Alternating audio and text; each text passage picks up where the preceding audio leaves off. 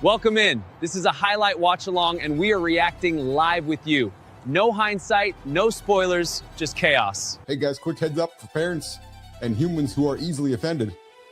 We're gonna swear. True story. Oh, yeah, we might even talk about donkey or elephant dinks. That sentence is a crime.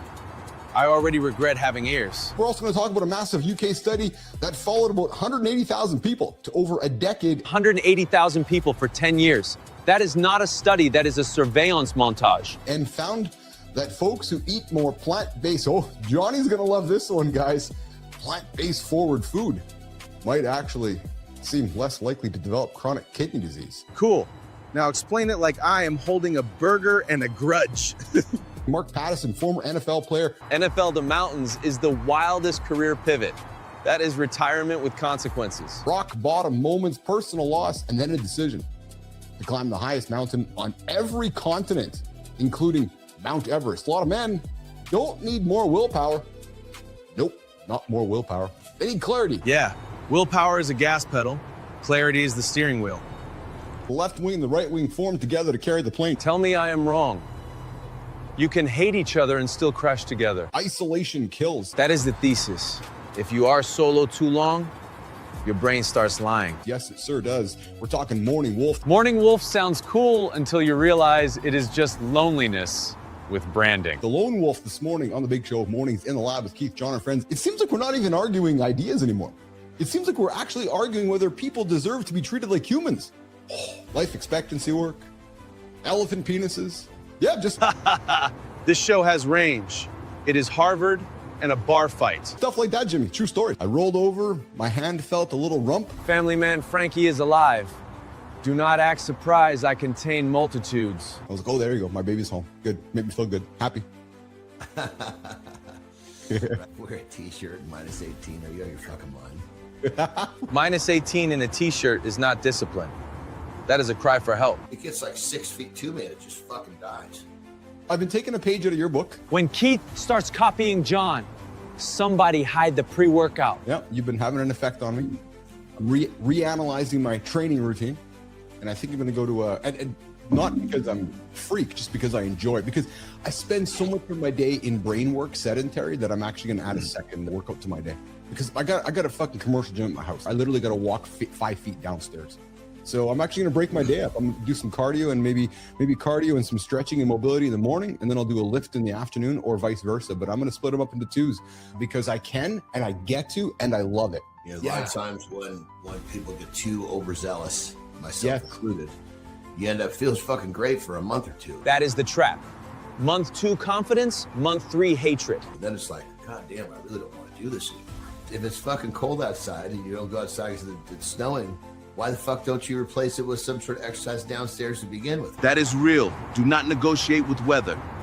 Just move your body somewhere. So fuck, I roll around the floor with, and you know, stretching and mobility with the dogs. It's fun. Dogs are accountability coaches.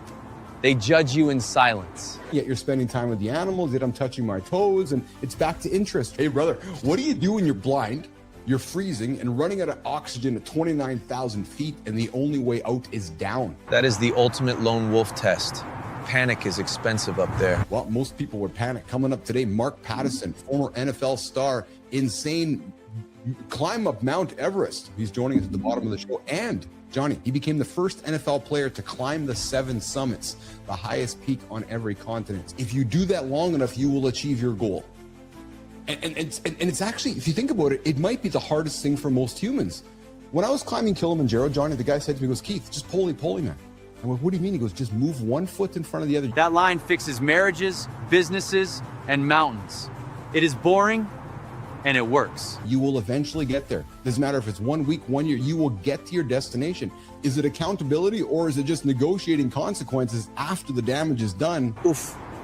Some apologies are just PR with feelings. Humans are so quick to cancel people, yet somewhere in the Bible, and again, it doesn't matter what you believe, but Christianity in the Bible believes in redemption, forgiveness, and we make mistakes. Redemption starts somewhere. Redemption starts with receipts. Show change, not poetry. And hopefully you can make it back to correct some of the mistakes you've made, because the guy he's been a big mistake for a long time. But I really wanted to lean into just the idea of redemption and making mistakes and offering grace to move forward. This is like good solid, positive human evolution. When John says human evolution, I believe him. He looks like he evolves in real time. Well, I was going to say, my first gut reaction was he did that 10 years because there's no better way to get fucking pressed than what he was doing. All these data centers we're building need copper, and the world's not making any more of it. Copper is the new oil, quietly running everything while nobody pays attention. And geopolitical risk, but this one, man, is a bullish one, Johnny. I found it, but I think what's happening is everybody's getting all fucking bent out of shape about buying the silver bullion, not realizing that the fucking price that they're looking at is the pound, not the ounce. That is how scams happen. Units, vibes, and confidence. What people kind of miss is they buy this shit and then they fucking make money and they sell it, right? Fucking asset that's never going to stop going up. We're in a shortage of silver too. Right. So I'm not ever going to fucking sell mine. What I'll do is I'll just fucking borrow against it. Did you know that Passover Coke is real and it's hiding in plain sight? That is not a fun fact. That is a side quest. They're comparing it to the average fucking dickweed that's eating McDonald's and Kentucky Fried Chicken. Because when you say, you know, eating whole foods, oh yeah, I'm gonna eat some whole grain bread. Yeah. People have no fucking clue what fucking whole foods are. John is right. A cracker's not a vegetable, bro. So when you say plants, there's not a lot of processed fucking plants. Hey, sleep trackers are lying to you. What the experts need you to know. If your wrist gaslights you, take it off. Sleep is not a scoreboard. It's just a little fucking direction. I suspect with the Olympics around the corner, Johnny, we're going to see more discussion around wearables and technology and how it's helping people, actually. Coming on here saying, God, I felt fucking great this morning. My watch told me I had a shitty night's sleep. Imagine outsourcing your mood to a tiny robot.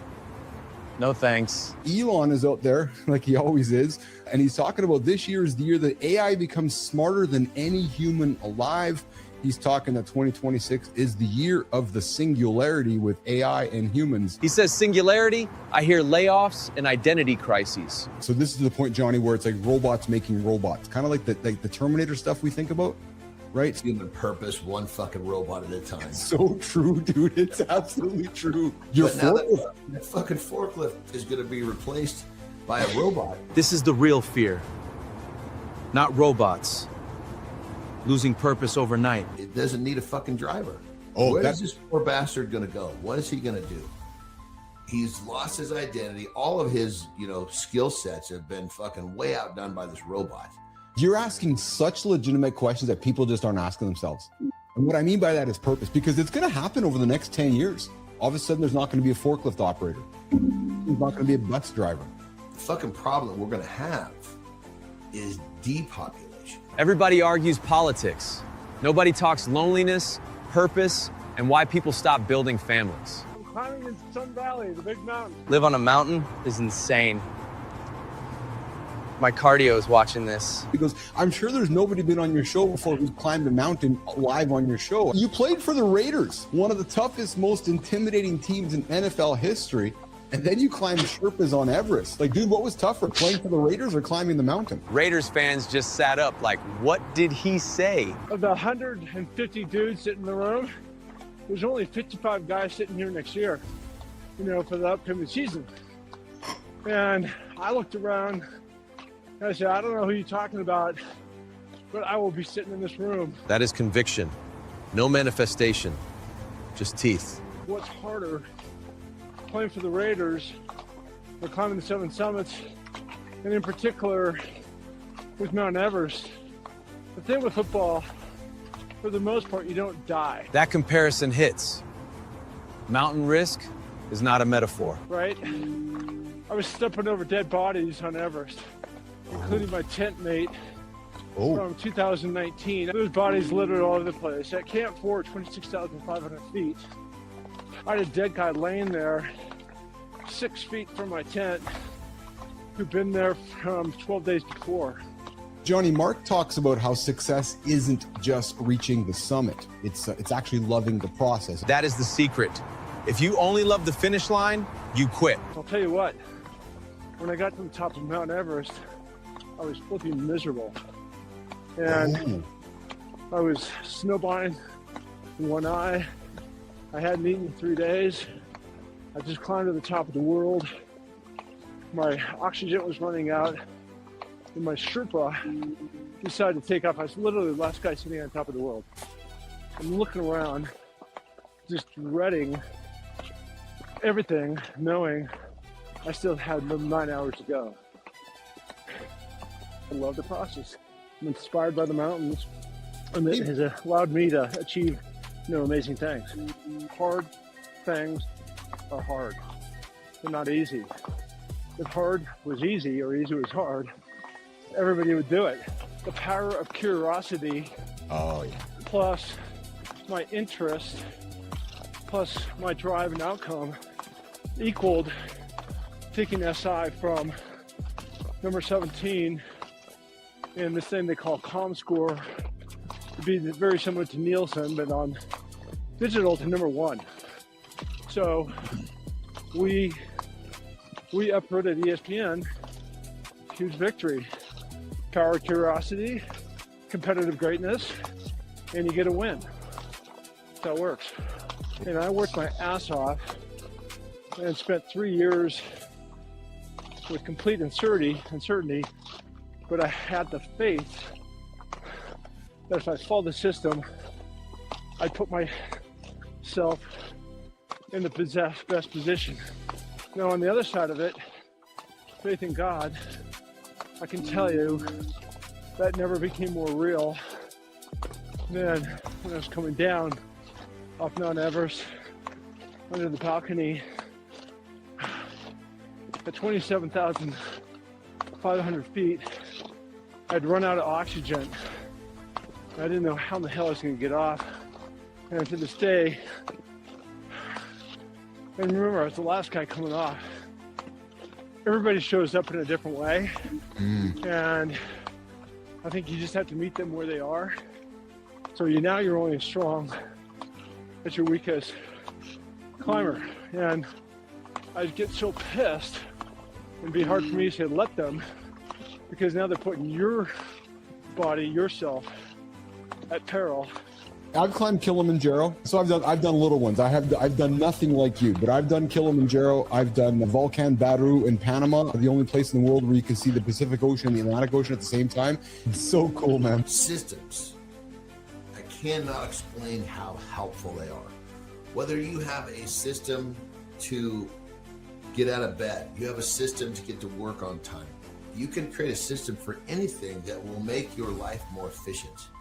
I have a system, literally when I get out of the shower, I have a system for putting lotion on my body. John has a lotion system. I respect it. I also fear it. We just had Mark Pattison climbing a mountain live on the show with us. Mark Pattison's story, climbing over dead bodies up Everest. But hey, the guy joined us on the show live from a mountain, climbing up the mountain. The first time we've had that on the show. Let's get into it with Johnny. Hey, John, so in your career, let's get him up on stage there, guys. John, in your career, maybe I have asked this, maybe I haven't asked this. Why have you always gone about it yourself? Yes. The camaraderie, the bonding is cool. I mean, you're bonding with even as individuals at the high level because you've all got there. And it's just, you've got this brotherhood. Because you know that if I'm on the stage with you, you know that I've had to put some kind of work in to be there with you. So there's a bond through that, isn't there? You have to physically earn your way there. That is the antidote to lone wolf. Earned rooms create brotherhood. You got to earn those fucking stripes to get there. Because, and I get it, it's like if I don't want to invest my energy and time into somebody who's just going to fucking waste it. I'm getting back. Okay. Now, keep in mind, the lone wolf element is totally here. But when you're fucking doing the work in your fucking basement, so to speak, in the early stages, and you don't fucking want to, and the people that told you were going to do it with you are not there, he shows up 4:30 in the fucking morning. 4:30 a.m. is where legends are made and friendships die. Who's he find there? Kobe. But Kobe's on the training table with ice on his knees because he's already finished his first workout at 4:30 in the morning. Well, you're a lone wolf if everybody around you is quit and you keep going. And this process has happened multiple times. I make the joke, if I had a fucking nickel for every training partner that quit in my journey, I'd be fucking a wealthy, like overly wealthy dude. But I never fucking stopped doing what I did. What I did was not dependent on them. So what's the point of doubt? Doubt is a stalling tactic. Decide, then pay the price. I love that, right? Because doubt is like what's in the middle. If you're either going to win or you're going to lose, fucking do it. I did not build a $50 million company by having doubt. I believed in it, just like I'm doing this right fucking every single day. You just got to do the same fucking thing all the time, and remove the doubt and just go and fall and get up and do again, fall and get up and do it. Because like Kobe said, you're either going to have one of two outcomes, a win or a loss. For the most part, I built myself on fucking doing hard shit and doing it when no one's looking and do it when I don't want to and blah, blah, blah. It's just, there's no point in wasting time on negative energy. There's no, it's like the same emotion of why waste time and energy on doubt? Like put your one foot in front of the other, knowing you're going to achieve it. Did you know this? I did not know this, but this little metal lock, actually, it secures the global shipping around the entire world. It's just that one thing keeps these shipping containers from not falling anywhere. And I'm oversimplifying it, but sometimes, John, it's the most simplest things that have the biggest effect. Oh my God, I love it because Melissa's bringing them all to life, and she just behind the scenes just holding herself together, man. It's fucking hilarious, dude. I wonder I've had a fucking elephant penis. So. I wonder if Sterling is as hung as the elephant penis there. This is not like going through the drive-through type of life expectancy. This is like a fucking, sit down and have a fucking drink and then hors d'oeuvre, then a fucking salad, then a fucking main course. It's like, how do you unravel it all, right? The names, and then this huge fucking smile talking about a big fucking elephant penis. I mean, Jesus Christ. We're trying to create a circus, and we got a circus. Stop. Cell phones got smaller than bigger again over the years. Why can't we have giant cabinet stereos again? Because right now, the internet has this weird addiction. And unfortunately, it's an addiction that's not addicted to truth. It's unfortunately addicted to winning. Winning the comment section, winning the dunk, winning the screenshot, winning the gotcha. I spent years in the trenches, moderating content, watching communities form, watching them collapse, watching normal people turn into monsters the second that they thought that nobody would hold them accountable. If your political identity gives you permission to be cruel, you don't have values, whether they're blue or red, or even green or orange or yellow. You actually have a costume. Humans first, always. And not humans first unless you disagree with me. No. And not humans first unless you're annoying to me. And not humans first unless X told you that you're the villain of the day. No. Humans first in this show, on this platform with me and John and everybody else, means we assume there's a person on the other side of the screen. Think about it when you're on the road sometimes and you're flipping off the person in front of you, or you're frustrated because they're driving like an idiot and you're trying to get past them, and you look and it's an elderly lady or it's an elderly man. That could be your mother. That could be your father. So why are you treating them like an idiot? The goal is not to try to make you one or the other.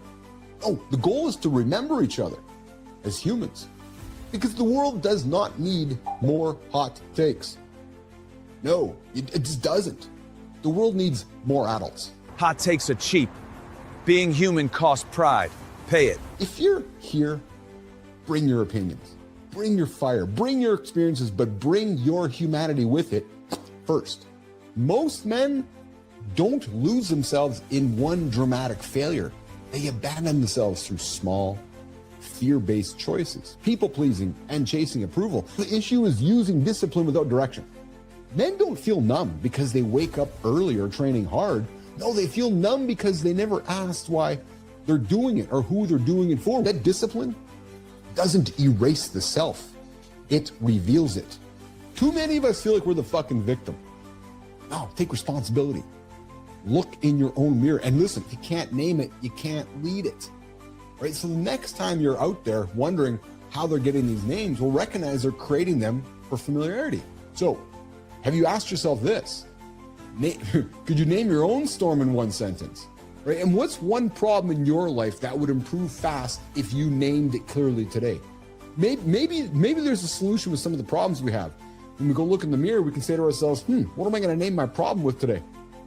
Because if we name the problem, maybe we can solve it, right? Former NFL player climbing a mountain live on this show today. Out of breath, in the dark, snow coming down, talking about systems, faith, and why loving the process is the only thing that keeps you alive when the summit almost kills you. Nobody, not even John Anderson, accidentally ends up strong, capable, or fulfilled.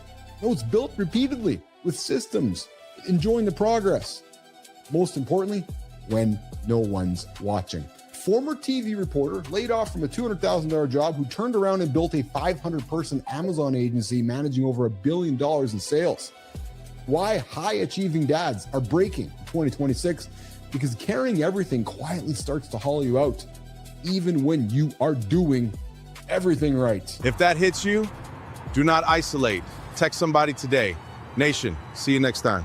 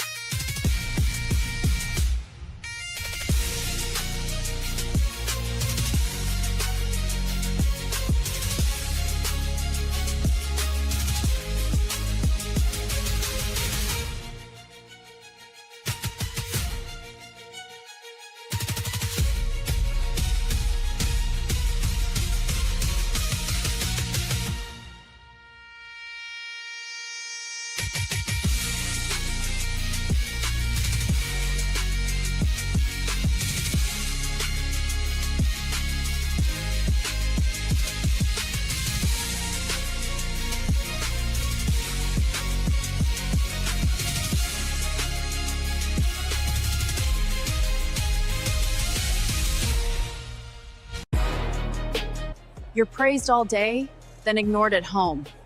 That whiplash messes with your head. We're calling it out. Today, we'll give you clarity, presence, and intention you can actually use with your family. Same leadership language, different room. Only on Mornings in the Lab. Welcome to the big show.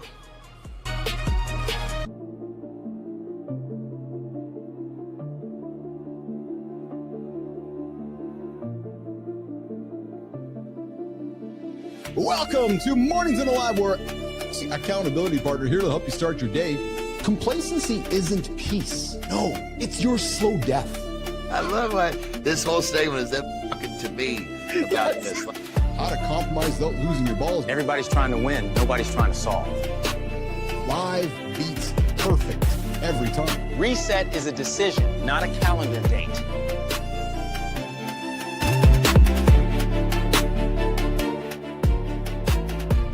Don't chase details. Chase the lesson.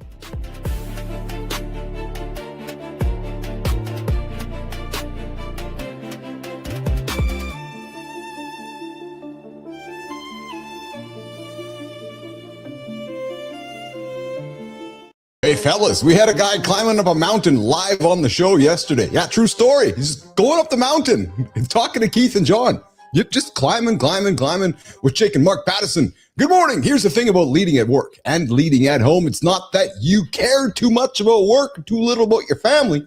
I suspect it's that no one ever taught you. No one ever taught us how to bring that same clarity, presence, and interaction and intention that we use in business into the rooms that matter most with our family, with our loved ones, with our friends, and so forth. And that is exactly what we're going to unpack this morning. What's up, Phillips? We had a big leadership conversation yesterday over coffee. Hey, guys, coming up today in the deep dive, we got Cheryl Whitaker joining us. She's launching her brand new show next week. We're going to talk leadership today. But first, good morning and welcome back to Mornings in the Lab with Keith, John, and friends. Your daily live. Yeah. A little tongue-tied this morning. This is your daily live show. We're live, nation. We are absolutely live right now, coming from the bowels of Winnipeg, Manitoba, Canada. Yeah, the adopted American over here. Hey, guys, true story. Motivating content, entertaining conversation designed to help you start your day up better at work, at home, and, well, everywhere in between. Hey, before we get things rolling, quick housekeeping. If you are watching live or on replay, we'd appreciate a like, a subscribe, or a comment. And if you generally like our show, come tell us. And if you genuinely don't like our show, come tell us even more. Actually, hey, Melissa, Jimmy, Kai, my team, today the goal is to get everybody to hate on us today. Just something fun. I'm in a good mood today, a lot of fun here today. So if you don't like what we're saying, come tell us. Yeah, I want to have a discourse. Guys, discourse, not intercourse. No, we want to have discourse. Hey, R-rated experience, guys. Oh, boop, boop, boop, boop, warning. R-rated experience. If the kids are around, yes, now is the moment to either grab them by the chin, the chinny chin, and kick them out of the room. Yeah, true story. You ever tried that before? Yeah. Well, hey, newsflash. If you've been hitting the snooze button, you are, oh, holy smokers. 252 minutes behind. Oh, somebody on my team has been listening. Well job, Neiman. I'm thinking it's Neiman. Maybe Kai. Definitely not Jimmy. No, hey, guys, Jimmy can't do math. Yeah. So I'm thinking the fact that this number's here purely from Neiman or Kai, because Jimmy's numbers are, well, let's just say the guy's, his strength is in handsomeness. Yeah. He's the most handsome Filipino I know. True story. 4 hours, 12 minutes, guys, behind me and Jimmy. We get up every single day. We don't snooze. So you put Keith and Jimmy together. We're actually 8 somewhat hours ahead of you guys. Yeah, true story. Hey, we are your daily accountability partner, and we are free. We cost you nothing to get up, start your day with us with clarity, momentum, laughter, and, well, no fucking snoozing in your life, you guys. Yes, coming up today on the big show, why Marvel's Wonder Man is actually about your imposter syndrome. Marvel's telling us stories underneath the sheets, you guys. And the movie, the Wonder Man trailer is actually about your imposter syndrome. We're gonna get into how Marvel's Wonder Man plays like a superhero story about Hollywood on the surface, but underneath it's a study of imposter syndrome and self-sabotage. The current events, we didn't get to it yesterday. Good morning, Holroyd. We're going to talk about MIT researchers figured out how to actually pull clean drinking water straight out of the desert. Yeah. So if Johnny gets stuck in the desert, we can feed him some drinking water out of the air. Yeah, there you go. We're going to jump to Italy. Hey, team, I'm going to have business conversation with my team right now. Hey, guys, we've never done this show during the Olympics, but the Olympics are coming up next week. So I'm kind of like wondering, we're a live show, current events kind of show.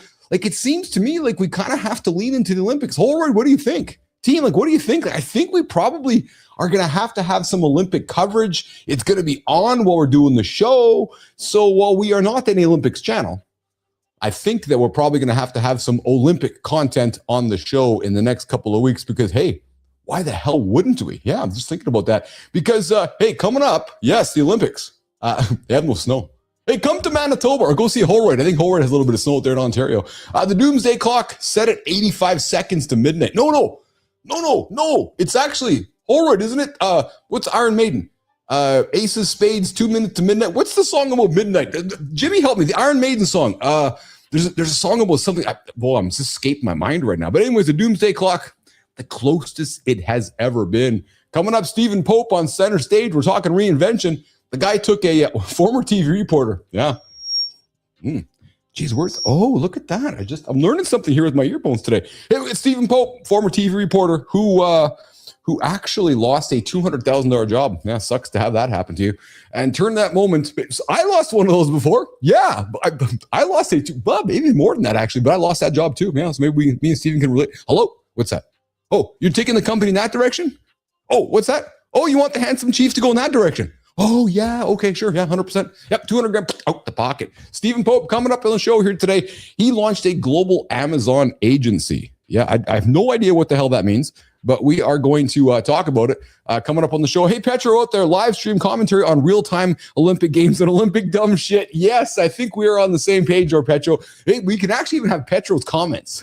Petro's Olympic comments. Petro, you can do like a Snoop Dogg scenario. We just call you in every single day. You drop like a couple moments and make us all happy. Yeah, without the blunt, of course. Yeah, I'll bring the blunt. Yes, of course. Hey, so Stephen Pope's coming up on center stage, and then today, the deep dive, because we got Cheryl Raphael Whitaker joining us next week on The Big Show. Her show's launching next week, guys, on this channel, February 6th. It's called It Starts with Handsome Chief. She's like, no, it doesn't. Yeah, it does. It starts with a handsome chief. No, it starts with joy. Cheryl Raphael Whitaker is launching her show next week live on our network and on the It Starts with Joy Live Now channel coming up next week. But anyways, Cheryl Whitaker is here with us today, and this is for men who know how to run meetings, manage teams, but suck at home. Yeah, that's exactly it. Suck at home. Sullivan, her show is going to be very interesting because we are producing it. Just saying, man. Absolutely. Morning Focus. We all don't hate AI. No, you know what we all hate? We all hate we all hate the unintentional lazy crap. Tons of it. Hey, Maya Reyes, she kicked us off with the opening sequence. Fuck, just get up after Maya Reyes, not snoozing. Yeah, we're going to get into YouTube, Substack, and LinkedIn in the community corner. So, hey, guys, grab the coffee. Settle in. Get that morning wood out of the way. The morning loop starts right now. I'm still amazed with our guest yesterday. He was literally climbing while on the show. He had no camera. Not because he's shy, because he's climbing, and the headlamp is the whole production. That's the point. No perfect setup, just effort. If he can show up like that, so can we. Here's the trap. We say later at home. We say after this at work. Later turns into distance. This morning, we do one thing now, one message, one walk, one honest check-in. Let's run it.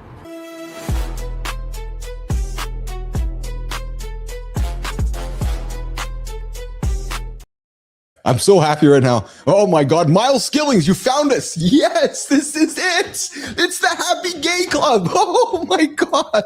Miles, you found the show. Oh my goodness, I'm so happy right now because Miles Sky found the secret gay club here. It starts every single day at 8 o'clock. Live on YouTube, LinkedIn, and X. Yeah, true story. So Miles, welcome to the show. I'm really glad you joined us because it's the secret gay club. Yeah. Oh, I'm sorry, Miles. I grew up with gay being called happy. Yeah, just telling you, man. So yeah, we're the Happy Club. So welcome to the show. Hey, Jay, good morning. John Petrocelli, WWSDS, what would Snoop Dogg say? Yeah, what's going on? Good time. It's cold, brother. Oh, man, it's cold. Actually, good time. It's only minus 26 here today. It was minus 52 on Sunday. So I just wore a tank top this morning. Good time. Yeah, I took the dogs in the tank top. Yeah. Hey, guys, you guys can join the show live in the second hour. Hey, Miles Skillings. Miles Skillings, you want to join me in the gay club? The Happy Club? The Happy Club? 431-300-3005. Jimmy, don't tell him though. Jimmy, don't put the number up because Miles is going to call me. Miles, don't call. Don't call me, please. Do not call 431-300-3005 because it's the Happy Gay Club and you might wreck my mood. Yeah, there you go. All right, hey, and to those of you guys not watching live, I'm sorry, you suck. Hey guys, coming up second hour, Morning Focus. I got a little bit of a monologue to put on the table here today, and it goes like this. I'm going to step on some toes later, but because I keep hearing people say, I'm so tired of AI.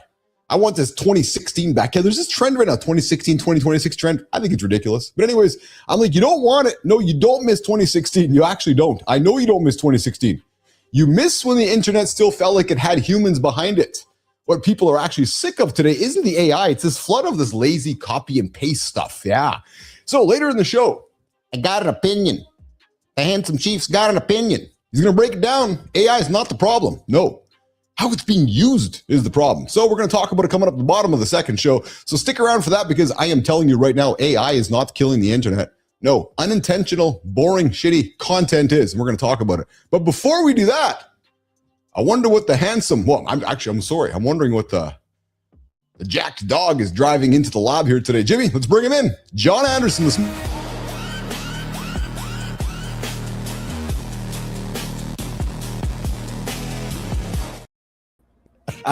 That's my Jeep. I was going to say, it's definitely not mine.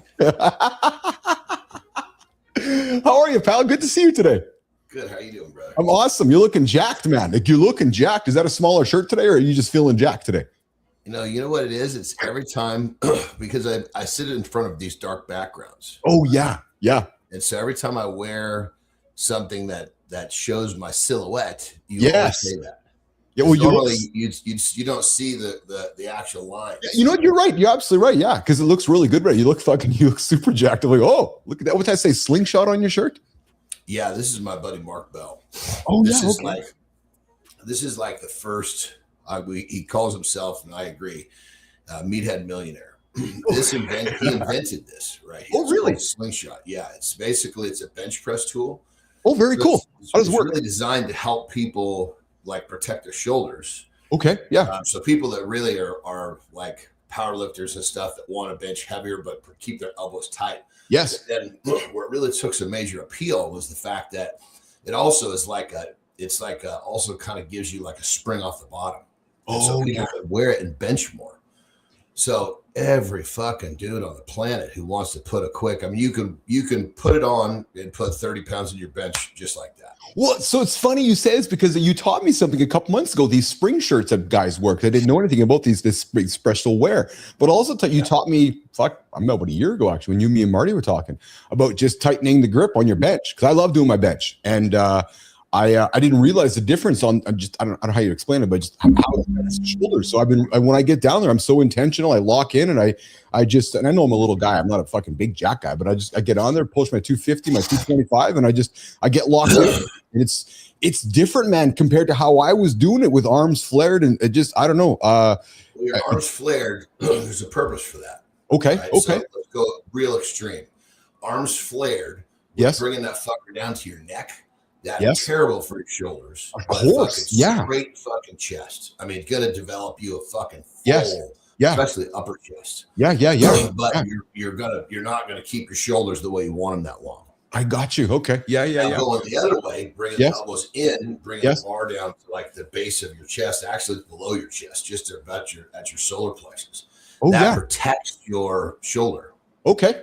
Well, I'll do variations. I enjoy my bench. I do. I'll tell you what I did yesterday. Remember I was telling you I was doing my 2 days? Well, brother, you'll be proud. You'll roll your eyes. You'll laugh, whatever. But I got downstairs yesterday, man, and I did 2 things for 60 minutes. I touched my toes and worked on my hips. That was it. And I sat there and stretched and pal, just like a rubber band, right? Like just the gradual, right? Like just moving like a half an inch, like, just slowly, gradually reaching farther. You know what I'm saying? And man, did it feel good. Man, does it feel good. Here's a concept that will help everybody. Tell me. Most people think, oh yeah, I'm going to go stretch, and they'll do like stretch for an hour. Yeah. Right? Yeah. But then they never keep that pace. Mm-hmm. Try stretching for 5 minutes every day. Yes. Oh, I do that already. Yeah. Alone. I'm not really speaking of you. Oh, yeah, right? Yeah, generally, yes. 5 minutes a day, you will get so fucking limber, so fucking fast. It's unbelievable. It doesn't take long. You know what? It's got to be the repetition is key. That is so true, man. And you know what? There's no better example than actually elastic band day. Like, I mean, seriously, because you take that 5 minutes every single day and stretch that band, because we can visually as humans see that and it'll stretch. So I love your 5 minute analogy because I do that as it is. And I've just extended it because I can't, it's so freaking cold here. I'm like, I don't want to go outside. I'll take the dogs downstairs. I got a big space down here. Right. But man, real quick before we jump off, I just want to go back to slingshots. Yeah, so please. You'll love this. So Bell was the first one in the fitness industry who created as an individual, because he was an athlete, right? Okay, yeah. Well, and I should say fitness industry, like the Colts sports, right? Yes. Brand, and what I mean by that is this. So see Slingshot in here, right? Yeah. He became so fucking popular, and he marketed himself so well. Now all the shit in the middle is gone. This shape on the outside. Yeah. That's just like a Nike symbol. He can put that shape on a hat, a t-shirt, socks. That's cool. You fucking name it, and it will sell. That's cool. Good for him, man. People recognize the brand. Yeah, that's really cool. It's the Slingshot brand. Yeah. He's got like 600. Guy probably makes 25 million a month, and he doesn't do shit anymore. Whoa. Yeah. Did you? So speaking of slingshot, the thing that as a young man growing, did you have a slingshot growing? Like one of those things you shot your buddies with or birds with? Like actually a slingshot? You know, I did, but I quickly outgrew it because as soon as you get a BB gun, you realize the slingshot just doesn't really have a place anymore. I tell you, man, there's just some things in our life that I swear we were living on the exact same simultaneous planet, just on a different road. I was the same way, got a slingshot, and then all of a sudden my dad brought home a BB gun. I'm like, oh, that's kind of boring. So, yeah, because, the BB gun was so much more fun. But just curiously. Remember that? Clunk, clunk, clunk. So, my fucking older brother is my stepbrother. Right? Yeah. He used to shoot me with that fucker. Right? Yes, I know. And so, basically, it's like, you're going to get fucked because one click, I mean, as long as it hits you in the jeans, in the butt or in the leg, it's, you get hit with that in the face, you're in fucking trouble. Yeah. Oh, yes. 100%. But, like when you're going to get fucking shot and you're fucking running full fucking speed and you're listening for the clip, you're listening for the clanks. Yes. Because you hear one, you're not worried. You hear a second one, oh fuck. You hear a second one, you start running laid over a little bit. Third one, you're gonna fucking straight up take a dive on the ground. Yes. You don't want to get hit with that third pump.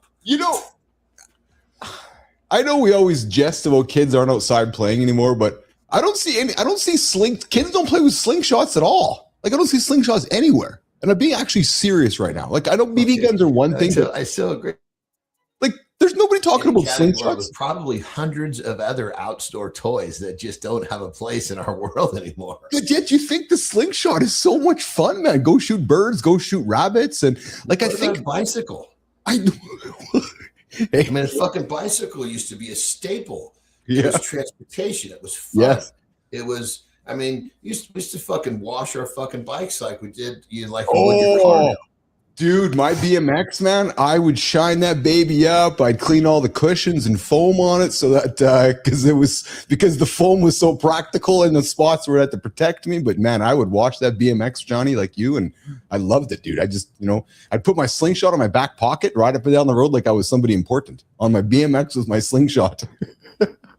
Dude, 100%. You really had the fucking mag wheels. Yes. That's exactly. Because I was always fucking bending the spoke wheels. What's that? I was always bending the spoke wheels. All right, let's rock. I know exactly what you mean. We got a couple guests today, John. We got Stephen Pope joining us at the bottom of the hour, and then we have Cheryl's show is launching next week on our network. Hold on, real quick. I got this back to your slingshot. Yes. So somebody put in here, good time put wrist rocket, right? That was the one. Yeah. That was the one with the like the really fucking stretchy shit, right? Yeah. So at our lake house, there's fucking ducks that keep landing in the fucking pool.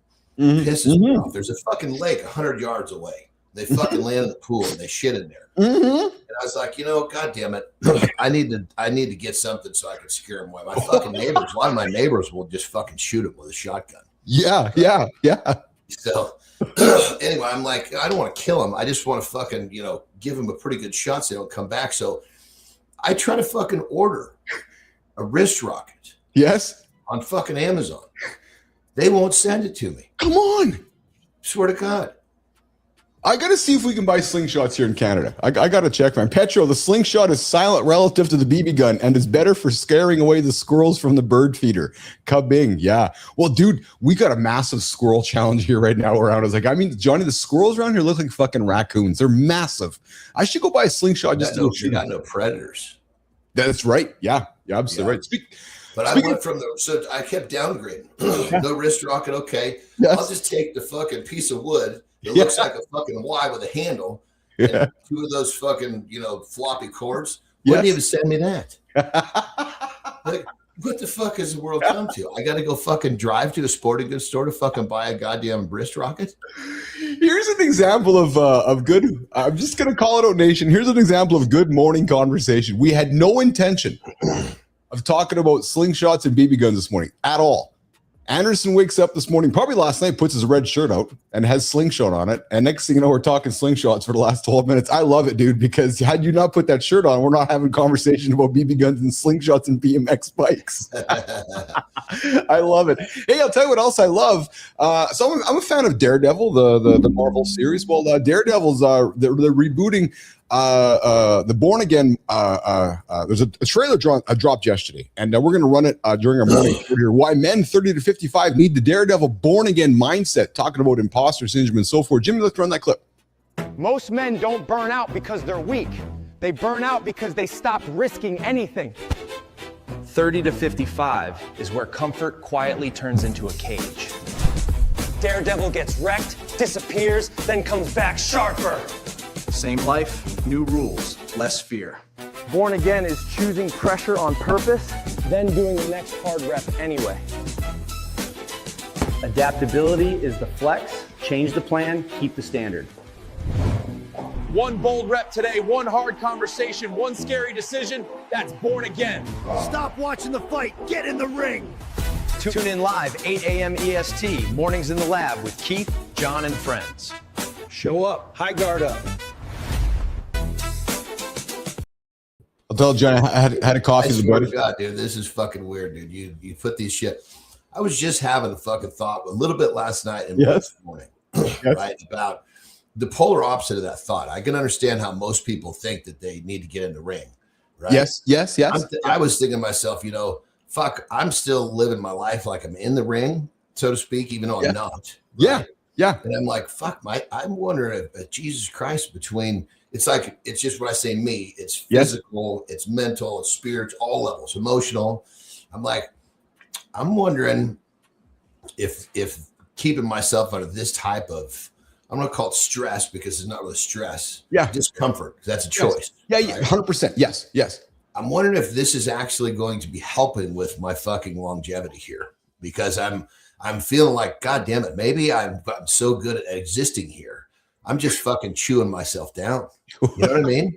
I never thought about it the way you're presenting it. There could be. Dude, I was like, fuck, man, because it's like I think to myself, holy shit. I look at, like, when I take these little breaks and I relax, I'm like, I'm not used to this. This is, in a good way, I'm learning to accept it with this new, with 26, I'm really pushing into it. Yeah. Like, I could really see how this could kind of change the outcome of the longevity here. Goodness gracious. So you're learning a new mindset is what you are. Yeah, fuck, it's so fucking crazy, dude. Because I was having the exact polar opposite thought of that thought process exactly. So I can understand someone who feels like they've never they need to get back in the ring. That would fucking suck. Well, it's interesting, John, because I had coffee with a buddy yesterday, and I swear that we had, hey, Holroyd, you can get slingshots at Ukrainian Tire. I didn't know that. I maybe heading down to Ukrainian Tire today to buy one, actually. That's kind of fun. But I had coffee with a buddy yesterday, and we had coffee about a year ago, and he came to me kind of about the same kind of topic, John, like a leadership discussion about somebody who's having some troubles with. And I look at this, and I'm like, dude, you got to take ownership, man. Tomorrow, you got to take some ownership of it and do it. It's like, because or else 12 months from now, it's going to be that same situation. And as leaders, we're talking leadership on the show. Dude, it's hard to take ownership sometimes as a leader. And we know it is. And you could say to me, well, then you're not being a leader. But sometimes with all the politics and all the different maybe variables involved, it's hard sometimes to take ownership and move forward. Frankly, it is. Yeah, I'll be honest, brother. I would say I don't subscribe to that. I don't disagree with the general population, but that's how you get where you want to go. It's interesting because you are 100% responsible for everything, the good, the bad, the otherwise. I said this didn't happen.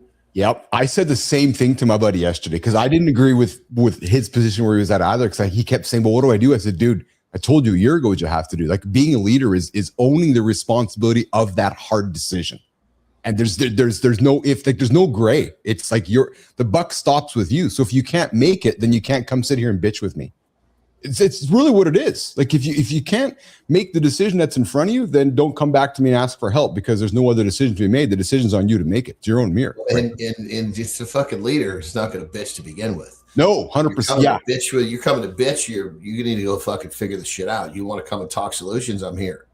Yeah. So, and it's so, but again, though, I understand, that sometimes there's politics involved in decisions. However, my POV is explain that to the average person. Yeah, well, so maybe others are pulling strings, right? So it's like, oh, you can't get rid of John because John's best friends with the owner, and John knows this and John knows that, and fair. But I don't subscribe to that either, because I've said this to our team today.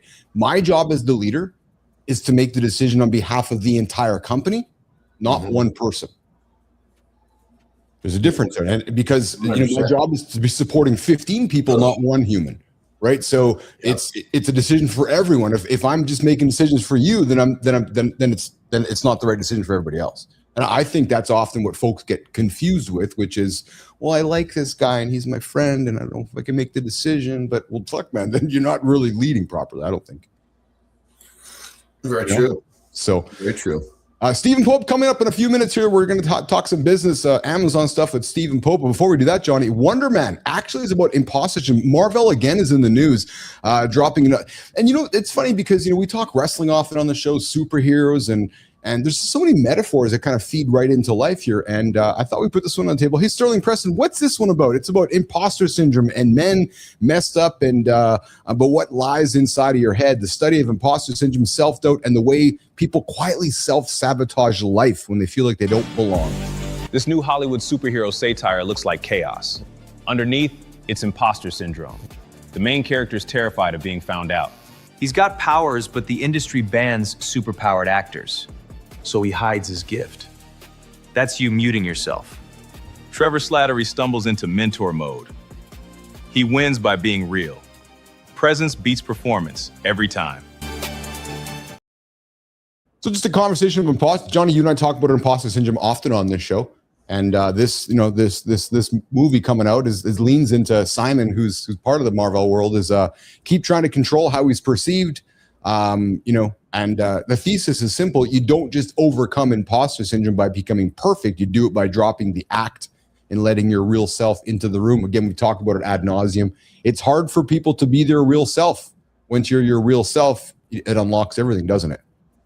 Yep.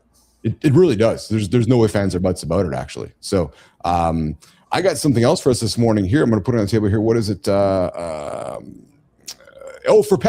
Petrocelli, ears up, man. I got something for you, man. OpenAI unveiling Prism, a free AI native workspace for scientists like John Petrocelli. Sterling, what's this one all about? OpenAI dropped Prism, a free latex native workspace. GPT 5.2 sits inside your paper. It reads the whole document. It handles equations, citations, and figures in one place. It helps tighten arguments. It's free today for personal accounts. Big win is collaboration. Unlimited projects and collaborators. Fewer version fights. AI becomes workflow, not a tab. So Petro, this is for you, man. I was thinking about you this morning when I found the story here, but they're releasing tools for scientists, Johnny, to help them deliver better products, better results. And this tool built inside of ChatGPT would be something for Petro to deliver some good quality science papers and science products out of the platform, so to speak. So not going to impact you and I, but it might impact you and I with knowledge coming to the surface that we don't know yet, right? Through this technology. So that's pretty cool. I thought that was pretty cool stuff. I'll tell you what's also neat. So you and I grew up with what I'm going to talk about next. Do you remember hearing about the doomsday clock growing up? Did you ever hear about that? The doomsday clock? You know the metaphor? No? I mean, I've heard it, but I couldn't really describe it. If someone said, what is it, I would have to start asking questions and probably not know what to say. Yeah. So the doomsday clock was established by the atomic scientists, and it was founded in 1947. The clock is intended, Johnny, as a warning signal, not a forecast. And it's basically to kind of gauge what's happening in the world between all the big nations and how basically close we are to an apocalyptic collapse, like the doomsday of the planet. And it was set up in 47, and it's farthest. That would have been my guess, but I would have been a straight up guess. No, but you're right, brother. You're absolutely correct. And it's as much for us to kind of, it's like the weather forecast. Say, okay, here's what it's going to be. Well, they're basically saying it was developed after Cold War, and its furthest point from midnight was 17 minutes in 1991 after the Cold War de-escalation. So that's the furthest it's been, 17 minutes. Yesterday, they moved it to 85 seconds. So essentially, to paraphrase, keep it simple, they're essentially saying the doomsday clock is 85 seconds away from basically, the world collapsing. I'm creating some hyperbole and some exaggerative points, but this. But what is a second? It's clearly not a measurement that we understand as a second. Otherwise, 100% as an actual second. The next fucking before 90 seconds hit. Yeah. So January last year, it was 89 seconds. And this year they moved it up 4 seconds to 85 seconds now. So, and actually, does a second represent like a decade, or what is it? No, like actual time. No, like actual seconds. Like we're talking actual seconds to like 1 second. So at 5:34, we're going to be going. That's essentially what they're saying. So what this agency is suggesting is that we are closer than ever to doomsday, like essentially. And it's a measurement, it's a variable. Don't get caught up in the measurement. Yeah, no, I'm totally with you. I guess I'm just clearly a second is like there's a pound, right? Yes, yeah. And then there's a stone, yes, right? Yes, different measurements of weight.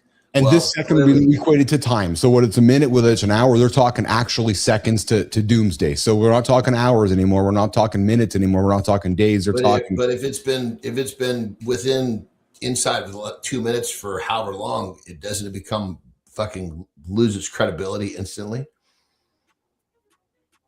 I don't understand. What do you mean? Okay.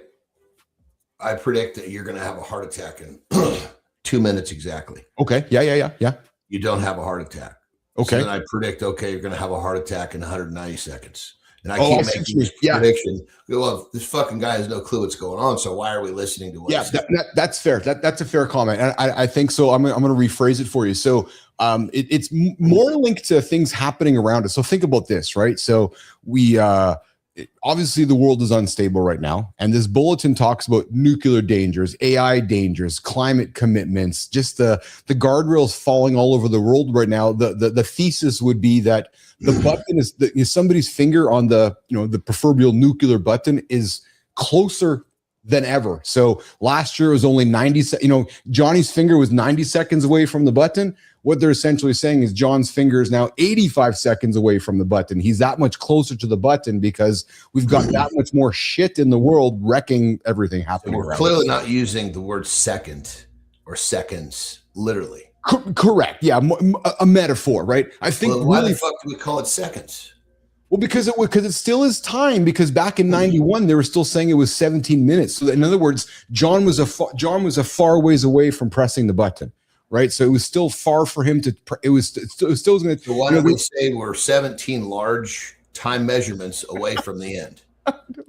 Now we're at 90 small time measurements because you discredit the whole fucking thing by using a metric that people understand that never fucking happens. So that's. I gotta be honest with you, man. I never thought about it the way you're presenting it.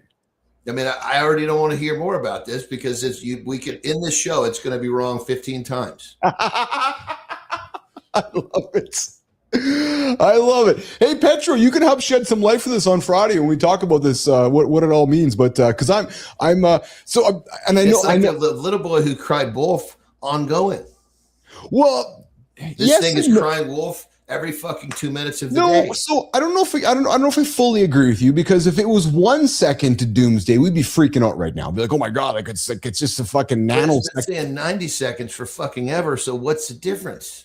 Well, because we can see how the world has shifted over since, like, we would agree that the world is there. I agree with the concept. Yes, but you're just caught up in a fucking metric that gets disproven time and time and time and time again. All of a sudden, this whole fucking thing just shits the. It's like Petro's always speaking in terms where he can never really be proven wrong because it's a possibility. Yes, it's this, it's that. Yes. Fucking when you say 90 seconds, there is no other fucking way to digest that. Yeah, that's fair. That's I can't. I can't argue with how you're presenting it because you're caught up with the time segment. That these hours and seconds have some sort of a symbol or different metric. That's fair. Yeah. It's Johnny, it's the only way it would be sticking around this long where people would still be listening. You know what's awesome for you and I? Because I know we're pretty smart guys. We're not the smartest guys in the drawer. But we always have Dr. John Petrocelli in our pocket to make us super smart. Or to offload. If we don't know something, we can just throw it to Petro. So we can either blame Petro or we can give Petro the credit so we can make you and I always look good. This is good because he can shed light. Let's ask Grok if there's some backdoor meaning of these metrics that we take literally. So hey Grok, we've been talking about the doomsday clock. Hey, Stephen Pope, I see you out there. We're going to bring you in a couple minutes, man. Hang tight. We're having a conversation about time metrics. Hey Grok, help Keith and John understand the doomsday clock and the seconds compared to minutes, and if we're actually really talking about seconds. Grok.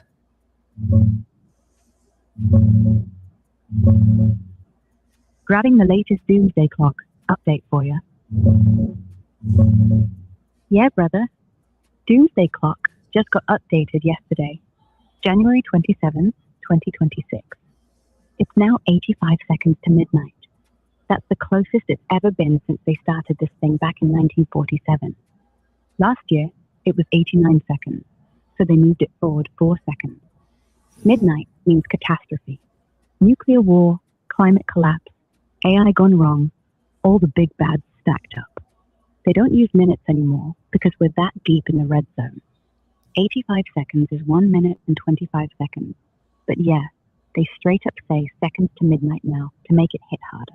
Yeah, so there you go, Johnny. So that really is it, man. Just the fact that they put to midnight puts a twist. Okay. Because now every midnight we check how close are we now. So it reloads every day. This starts to make a little bit more. You could actually potentially try to believe this. But if it's saying 90 seconds from now, well, let's just fucking wait this out. Yes. We're still here. I love how your brain thinks. Hey, coming up center stage with Stephen Pope. Yeah, I'm a literal motherfucker, man. If you say now, it means now. It doesn't mean fucking later. The real term says, Johnny, you'll know the world is ending when you wake up and there is joy, peace, and happiness. Yes, that's it. Not nuclear war. One thing I know for sure is if it's always happened at midnight, I won't have a fucking clue. I'll be sleeping. Hey, what was the Iron Maiden song to midnight? What the hell? It's escaping me right now. 2 minutes to midnight. What the hell was it? 85 seconds to doomsday sounds like a Megadeth song. Yeah, I could never understand what the fuck they were singing. I just like the sounds. Iron Maiden, yeah, you and me both. All right, Stephen. Do you understand the words? No, I did never. I was always the guy who was trying to fucking figure. I'm singing words and they're fucking wrong. And Lauren is in right now. I love you, baby. She's good with the words. Her and Brooke are always picking up the words for the songs. I'm just fucking nodding my head to it. All right, I have to say, I say to Tara, what's he saying? And then she'll listen and she'll narrate the song, and I'm like, oh fuck, that's actually pretty cool. XTV reporter builds a 500-person Amazon agency. Johnny, we're going to learn some stuff over the next 21 minutes with Stephen Pope while giving away free trade secrets. Coming up right now, center stage, Sophia Grant, Keith Bellis, John Anderson, Stephen Pope, Mornings in the Lab with Keith, John, and friends. Let me guess. You're still showing up every day, but you're quietly wondering how long your name stays on the calendar. You hit your numbers. You did what they asked. And lately, that doesn't feel like a safety net anymore because layoffs don't come with warnings. They come with a meeting title that ruins your whole morning. Stephen Pope knows that moment. He was making $200,000 a year when the system decided he was done. But 48 hours later, he posted once on LinkedIn and decided to bet on himself instead. By the next day, he had a paying client. Not because of luck, but because pressure shows you how someone really thinks. Stephen doesn't believe hard work protects you. He believes understanding the game does. That mindset grew my Amazon guy from nothing into a global team of 500 plus, generating over $20 million in annual revenue. He calls Amazon a hostile environment because pretending a system is friendly gets people blindsided. Rules change, inventory disappears, fees climb, and you're still expected to perform like nothing happened. Stephen approaches it like chess. He was nationally ranked, trained to think several moves ahead while others react. Today, we're talking about what happens when titles disappear, identity shifts, and you're forced to think clearly, stay relevant, and build leverage. Steven, this is usually the part where I have the guest's face on stage, but you said, no AI to promote me. That's okay. I won't take it personally. Welcome to the big show, Steven. We're happy to have you here. Oh, Stephen Pope's he's rethinking his, like, what do you mean? Sophia Grant says Stephen. Hey, Johnny. So I know this wouldn't be you, because imagine if you got laid off in your $200,000 job and just 48 hours later, you have your own empire that eventually scales to 20 million. Dude, you lose your job and 2 days later, you're building a business that turns into 20 million bucks. We got some of that, but I can't imagine what it's like to get fired from a job I've never had. You've never had a job, guys. What's going on, Stephen Pope? How are you, brother? Hey, good morning. Thanks for having me on. Did you think we would be debating about the doomsday clock on a Wednesday morning with you? Yeah, I gotta side with John on this. It's a bunch of woke bullshit to try and get you to follow the operating procedures of the government. It's so easy to see right through that shit. Jesus Christ. I mean, the midnight thing is the only reason it has even a little bit of sticking power. Yeah, I think there's a lot of things the government tries to do to justify its existence, and I don't think anybody's following this one. All right, Stephen Pope is drinking the same Kool-Aid as John and Nat and John and Keith here in 11. Johnny, you're gonna love this one, man. Cheryl Frau Whitaker's joining us in about 20 minutes. She says this, Johnny: "I'm a literal motherfucker." The awesome John Anderson. That was your quote from about 10 minutes ago. Is that what I said? So Pope, I gotta tell you, man, we got a really awesome colleague on our team named Anne. She's out there searching for guests, and she's like, Keith, what do I look for? I go, interesting people, like interesting humans. And she's like, how do I define that? I go, well, interesting. Yeah, look at John. John's an interesting fellow. I think I'm a little bit of an interesting fellow. And then we stumble across your story, and you got this great job. You're making a bunch of cash, and then all of a sudden you're done, and then you turn into like the Amazon guy. So I got to be honest with you, man. Keith and John, I thought I'd have you on the show today so you can teach us two motherfuckers about the Amazon business, about what you do. Like, what's going on in your world? Like, what do you do? Well, today I'm wearing a T-shirt, "Us versus Amazon," because that's been apparently the most. Laying off 16,000 people. Yeah, I mean, geez. First of all, I'm seeing the LinkedIn sob stories come in now. A guy that was on the Amazon PPC team for 11 years gets let go, and he's like, I don't know what I'm going to do next. So we see that, and they're going to claim AI or whatever for layoffs, but in reality, Amazon just bloated. They're going for profits now. For a decade, they were just growing like crazy, and it was like the platinum era of Amazon. You just showed up, you just be printing money. Really? We just exited the gold era of selling on Amazon, and I think we're now in the silver era. But I'll say silver just hit 110 plus dollars, and if you want silver at 16, the silver era sounds pretty good. But it's just not as easy as it was, 5 years ago, when you could pay 2 cents a click and show up in position 1 at the top of Amazon selling rice cookers like I was. Selling restaurant equipment. But selling on Amazon is a vicarious thing that's difficult. You're battling Amazon every day. Amazon is a shoot first, ask questions later. They take your listings down. It's way harder to sell on Amazon than it is to buy, suffice it to say. Interesting. Sounds like fucking social media you're talking about. Well, let's go back to the story. Johnny, I think we'll be interested in this one, man, because I think, I know you will, because I am as well. Steve, you went from doing weather reports at 10 p.m. in the Wisconsin snow area to running a remote company from home. So when was the moment that you realized, because there's guys that tune into our show and hang out with us that are like, you know what? I am done working for someone else. And you paused, and then and making that decision. How has that decision, being home with your kids at night, and everything with your family, how has that changed the way you think about success compared to the I got a guaranteed $200,000 a year job? And lay that out, because a lot of folks get comfortable with the $200,000 a year job, but you said, fuck it, I'm not working for somebody else. I'm going to go make myself $20 million. Talk about it, Stephen. So in my case, there was a little bit of resistance on my part. I'll be honest. So the golden handcuffs get removed for me on a Friday, and they give me a 3-month severance. And I got that 48-hour time period where I'm like, what am I going to do? Like, I don't, you know, I was crushing it in my role, right? You know, that's why they gave me a 3-month severance. And, you know, I just moved out to the Atlanta area, didn't really know much, didn't know what was going on, but I had a nice house, was happy.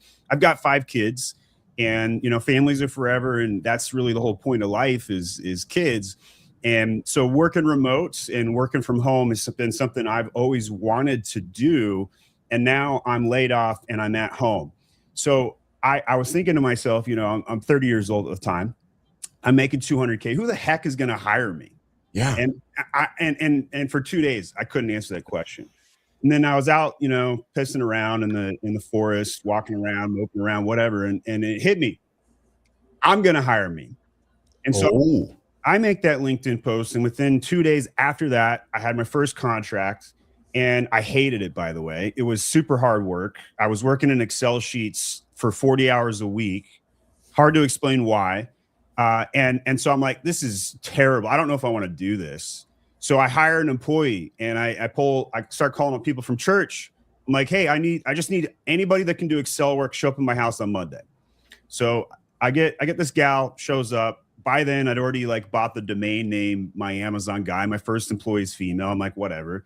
And, you know, I didn't exactly think I was going to be 500 people 6-7 years later. And I was just focused on myself. I was like, all right, I just gotta do the Excel work. I'm going to have an employee do it because I don't want to do it. And, you know, a couple weeks later, I'm signing more contracts. A couple weeks after that, I'm signing more contracts. Less than 90 days later, I'm at 43K a month. And I still wasn't confident that this was going to be my career for the rest of my life, because running an agency is that hard. And it's like shoveling manure, man, like all day, and with a smile, right? And so dealing with clients, dealing with people. So it took me 6 months to be like, okay, this is it. You said something that John, so we have one of our co-hosts, Marty, who's on the show here. He's been busy the last few days, hasn't been around lately. But John, you've been saying to Marty, you got to find somebody to be in your team. You got to hire somebody to be in your team. You got to find somebody to help you, to help you get up from behind the desk. Kind of using some metaphors. Yeah, he's a hard case to digest that one.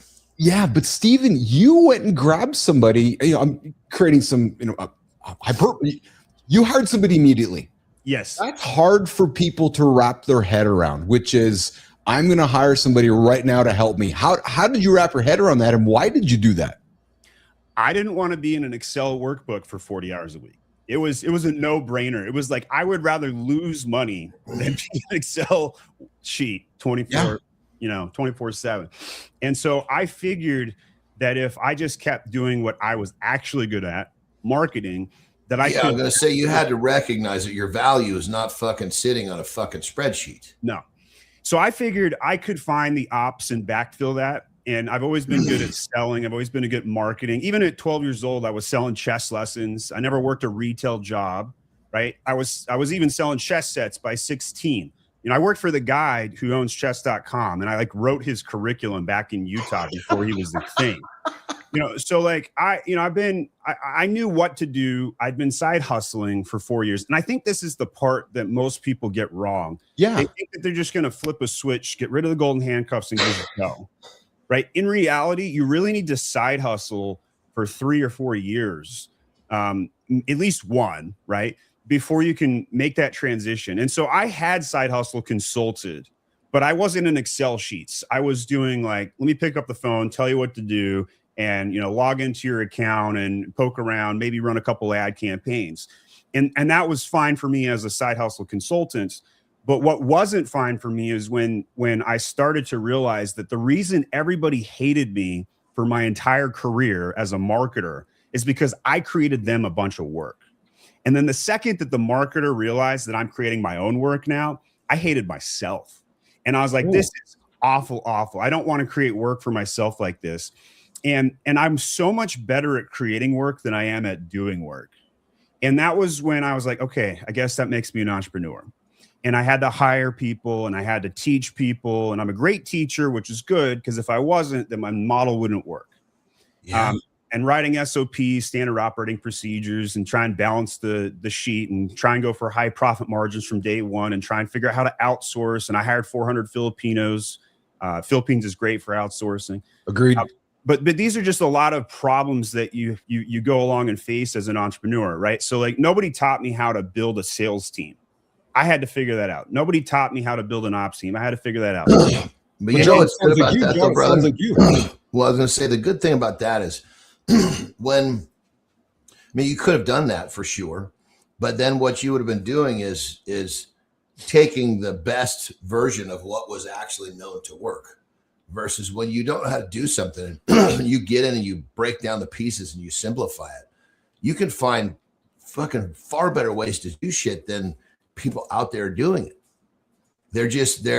It's crazy. There's so many like packaged, okay, do it like this. Then you look at it like, okay, that's fucking great, it'll work, but Jesus Christ, you got way too many fucking moving pieces in here. So when you do something yourself, you get in there and you look around, you're like, okay, this needs to be here, this doesn't. And you create yourself something that's much more efficient in many cases than what you would have had somebody come and do. John, I think that's the golden soundbite of the radio show this morning, right there. Like that needs to be like on the replay, because I found that to be very true. Fuck yeah, brother. Yeah. People are just too fucking scared to get in the middle and fucking look at all the shit and figure it out. I think it might be a deductive versus inductive question, right? Like people don't understand how to solve problems anymore, you know, especially in business. But if you don't know how to solve problems, you shouldn't be an entrepreneur, right? So that is my number one. When I say what separates me, I'm a fucking problem solver, and I do it with like fucking crazy simplicity. Well, that's what I love about being an entrepreneur. And if you ask Elon what he does for a living, he says, I solve 21 problems a day, basically 1 an hour. That's all I do is I solve problems. And I love solving problems. If you don't love solving problems, you can't be an entrepreneur. So I think it's as simple as that, actually. You can, you're just going to suck. Well, yeah. One of the best things about Elon's 26-hour audiobook, you know, for his autobiography that I somehow got through, is that he follows that up with, I'm a problem solver, but I get 40% of them wrong. Yes. But it doesn't matter because the action dictates the strategy and I have to keep moving. And, and that move, I can outmaneuver everybody. Even if I'm wrong initially, I'll eventually correct it. Yeah. That's the beautiful thing is you're never going to get this shit right.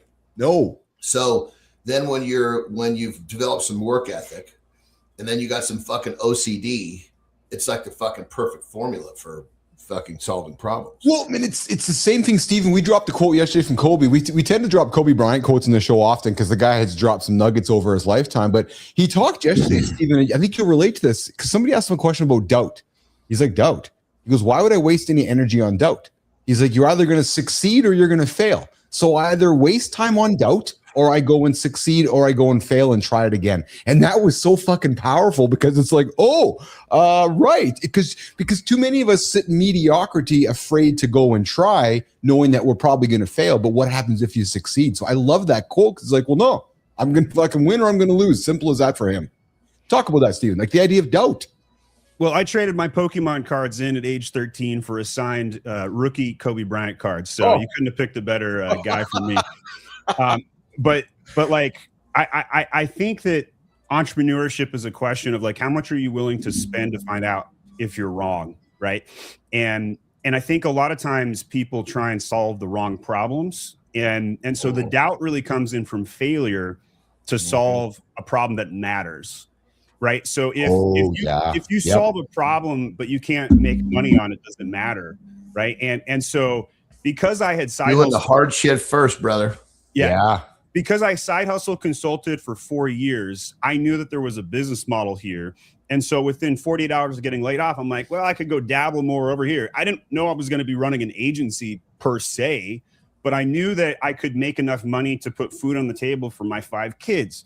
So I made that transition very seamlessly. I'd already had a template for my contracts. I already had contacts in network. I'd already started posting content. But one of the keys, though, is that I learned very early because I was a TV reporter and because I saw this boom on YouTube, that the second that a customer has a question, I turned it into a video. And so my first video, I put my cell phone number. I'm like, hey, give me a call if you need help with your brand store on Amazon. And I had 100 phone calls off that one video. And that video got 250,000 views on YouTube, and that's a lot in the Amazon space. And so the doubt for me never existed on the model. The doubt for me was always around like, do I want to be in Excel worksheets? Like, no. Right? Can I get myself out of this? Can I actually enjoy this work? And I had to really laser in and focus that like, I'm never going to be saving babies in this business model. But what I learned though is that I could create jobs, and jobs create babies, right? When you help people put food on the table, they're creating babies. And, you know, we've probably had 75 people give birth in the last 3 or 4 years at MAG. And it's just, you know, you are saving babies when you make jobs. And so I feel good about that. That's awesome. Stephen Pope, my Amazon guy, hanging out with Keith and John this morning on Mornings in the Lab with Keith, John, and friends Cheryl Whitaker coming up in a few minutes. Hey, Stephen, you're awesome, dude. I'm loving your energy. I'm loving what you're dropping. Are you on a hard stop at the top of the hour? Can you hang out with us longer today? I can hang out longer. Awesome. Because I got to ask you this, Johnny. We got a pretty important question for Pope here. So you lose your job and you start a new company, but so did you not spend like weeks and months setting up your LLCs and making lawyers happy and everybody? Because isn't that the traditional entrepreneur path, which is, okay, I got to get my logo, my brand, my LLCs done, and then nobody does anything. And I'm joking right now, Pope. I can sense the sarcasm, you know, even though I've got Asperger's and everything goes over my head. But so I had the LLC already made because I was side hustle consulting. Yeah. And you know, and that's a $26 piece of paperwork that you file right now. Yeah. Now I had a terrible LLC. It was Melior Goods, which sounds like an STD, but it wasn't. It was Latin for things are always better. Yeah. Right? So I had, you know, I took, but it didn't matter. You could have any LLC ever, right? So for people who are watching Landman right now, yes, the dude spins an LLC up on the spot when he's cutting a $40 million check with the cartel, and that's okay. And he's like, and cattle, right? So he comes up with this random LLC name that's got, you know, I don't even remember what he said, but then at the very end of it, he's like, that's probably already taken, so I better say something here, and cattle. So he adds the suffix at the end, files his LLC same day with a lawyer, whatever. But like, I don't even think you need an LLC to start a business. You just you need a Stripe account to get money. That's it. Yeah, you need to start. You don't even need that, dude. No, I fucking collected it. I fucking collected a check. Yes. And so, I love it. You know, and since you guys are probably South Park fans with all of the references here, you guys remember probably when Cartman started selling fetuses, and he didn't have possession of the fetuses yet, but he just started making phone calls one after another, right? And he started making bank. Oh my God. If you can sell them, then go fucking find them. That's it. Hey, Johnny, you said something yesterday about firing clients. And before we get to the top of the hour here, I want to lead into Stephen here. Stephen, you said that you fire clients who disrespect your staff. Most humans don't do that. They're like, nah, you know, most companies like, no, we got to kiss that person's ass. We got to do what we can. We got to protect the revenue.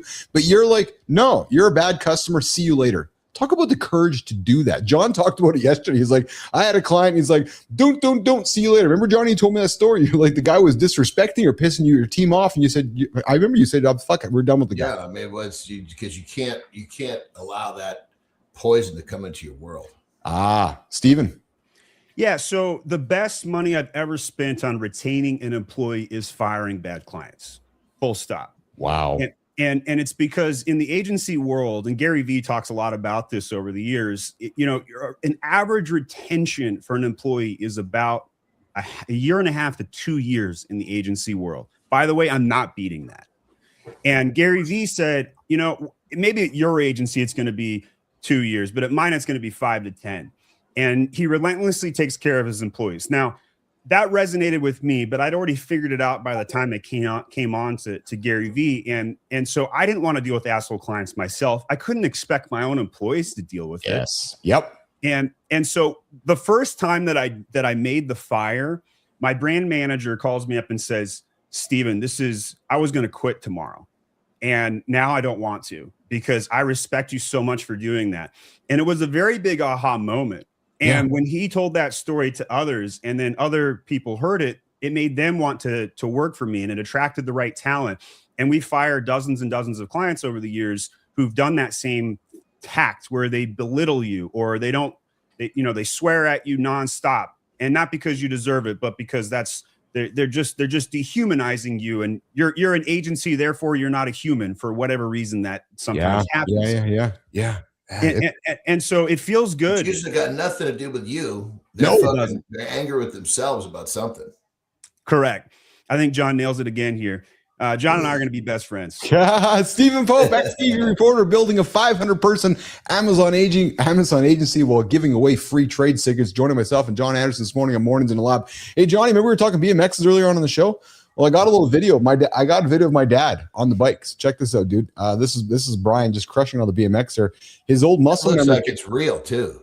Check this out. Oh, mercy. Dude, look at that guy getting after him, man. That's Petrocelli in his youth. But look, so this is not my dad, but I'm joking because look at this man. His muscle memory kicks in. What is he? Probably in his 60s or 70s. He gets on the bike and just rocks it like it was yesterday. Like, honest to God. Hope, did you grow up with a BMX? I know you're a little younger than Keith and Johnny. Did you have a BMX, Stephen? I did not have a BMX, but I will say this: that guy looks happy. Yes. That's exactly it. You look super happy. I know I'm happy. Anderson's happy, and Stephen Pope is happy. We're doing it right now live on Mornings in the Lab with Keith, John, and friends. Lifestyle tip, reset hour 2. Cheryl Whitaker. We're talking leadership, Stephen, coming back in hour 2. A CEO at work, a stranger at home. We're going to have a conversation about leadership with myself, John, Cheryl, and Stephen next on Mornings in the Lab with Keith, John, and friends.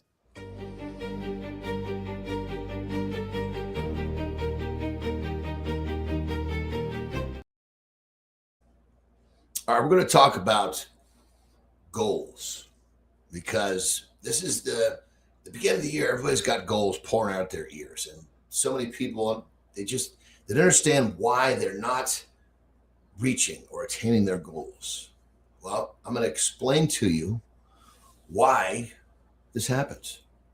See, you're not really going to reach your goals unless your standards are aligned with your goals. Perfect example, simple example. If your goal is to get up and go to the gym or have some sort of activity at, say, 4 a.m, which would be a big step. A lot of people take huge bites into wanting to make a change. I recommend small ones, but that's beside the point.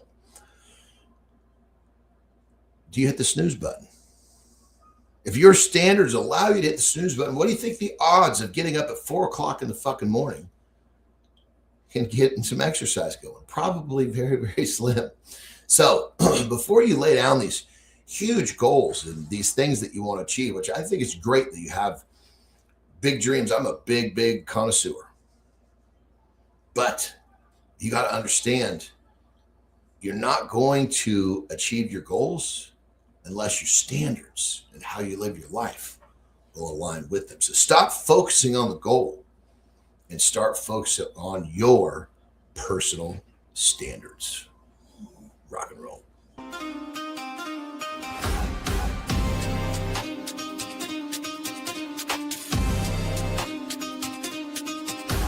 I got to say it out loud here. I appreciate you, Pope. You didn't call us a podcast.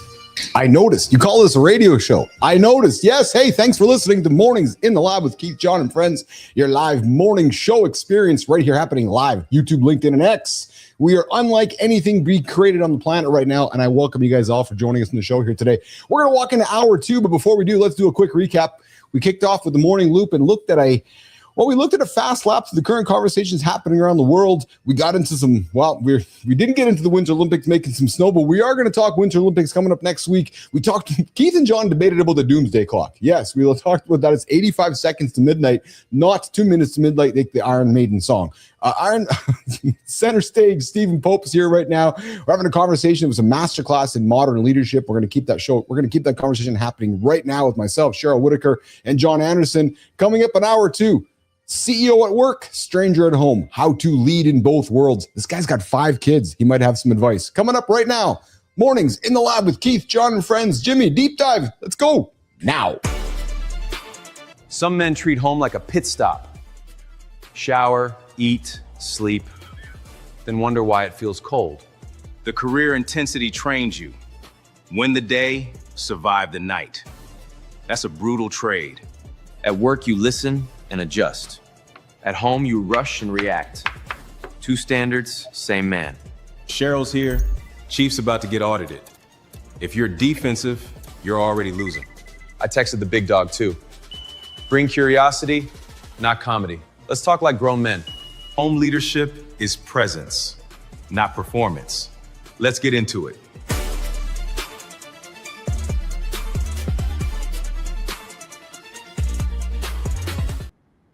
There she is, our very own Cheryl Whitaker. What's going on, Cheryl? Good morning, handsome chief and Stephen. Oh, Nice to meet you, Cheryl. so nice to meet you, my friend. So nice to meet you. I think you're awesome. So, Stephen, Cheryl has a live show dropping on our network. It starts next week. So, what we're doing here, we're doing like, hey, man, you're from the media business, Stephen, so you can relate here. We're doing a little bit of crossover promotion. So, Cheryl's on the show here today. Her live show drops next Wednesday, February 6th, 8:30 Eastern time, right here on the Mornings in the Lab Live Network, February 4th. My love. Yes, 4th. Thank you. Oh, I get to call my love this morning, too. That's awesome. John Stewart made Stephen Colbert. Let's make it happen. That's it. So, and hey, Stephen, just quickly, man, before we get into the conversation on leadership, so I respect your opinion on not doing an AI version of yourself, but I'm curious, as you're observing our content and our show here, what your POV is on what we're doing here. We're doing things a little different, my friend. What do you think?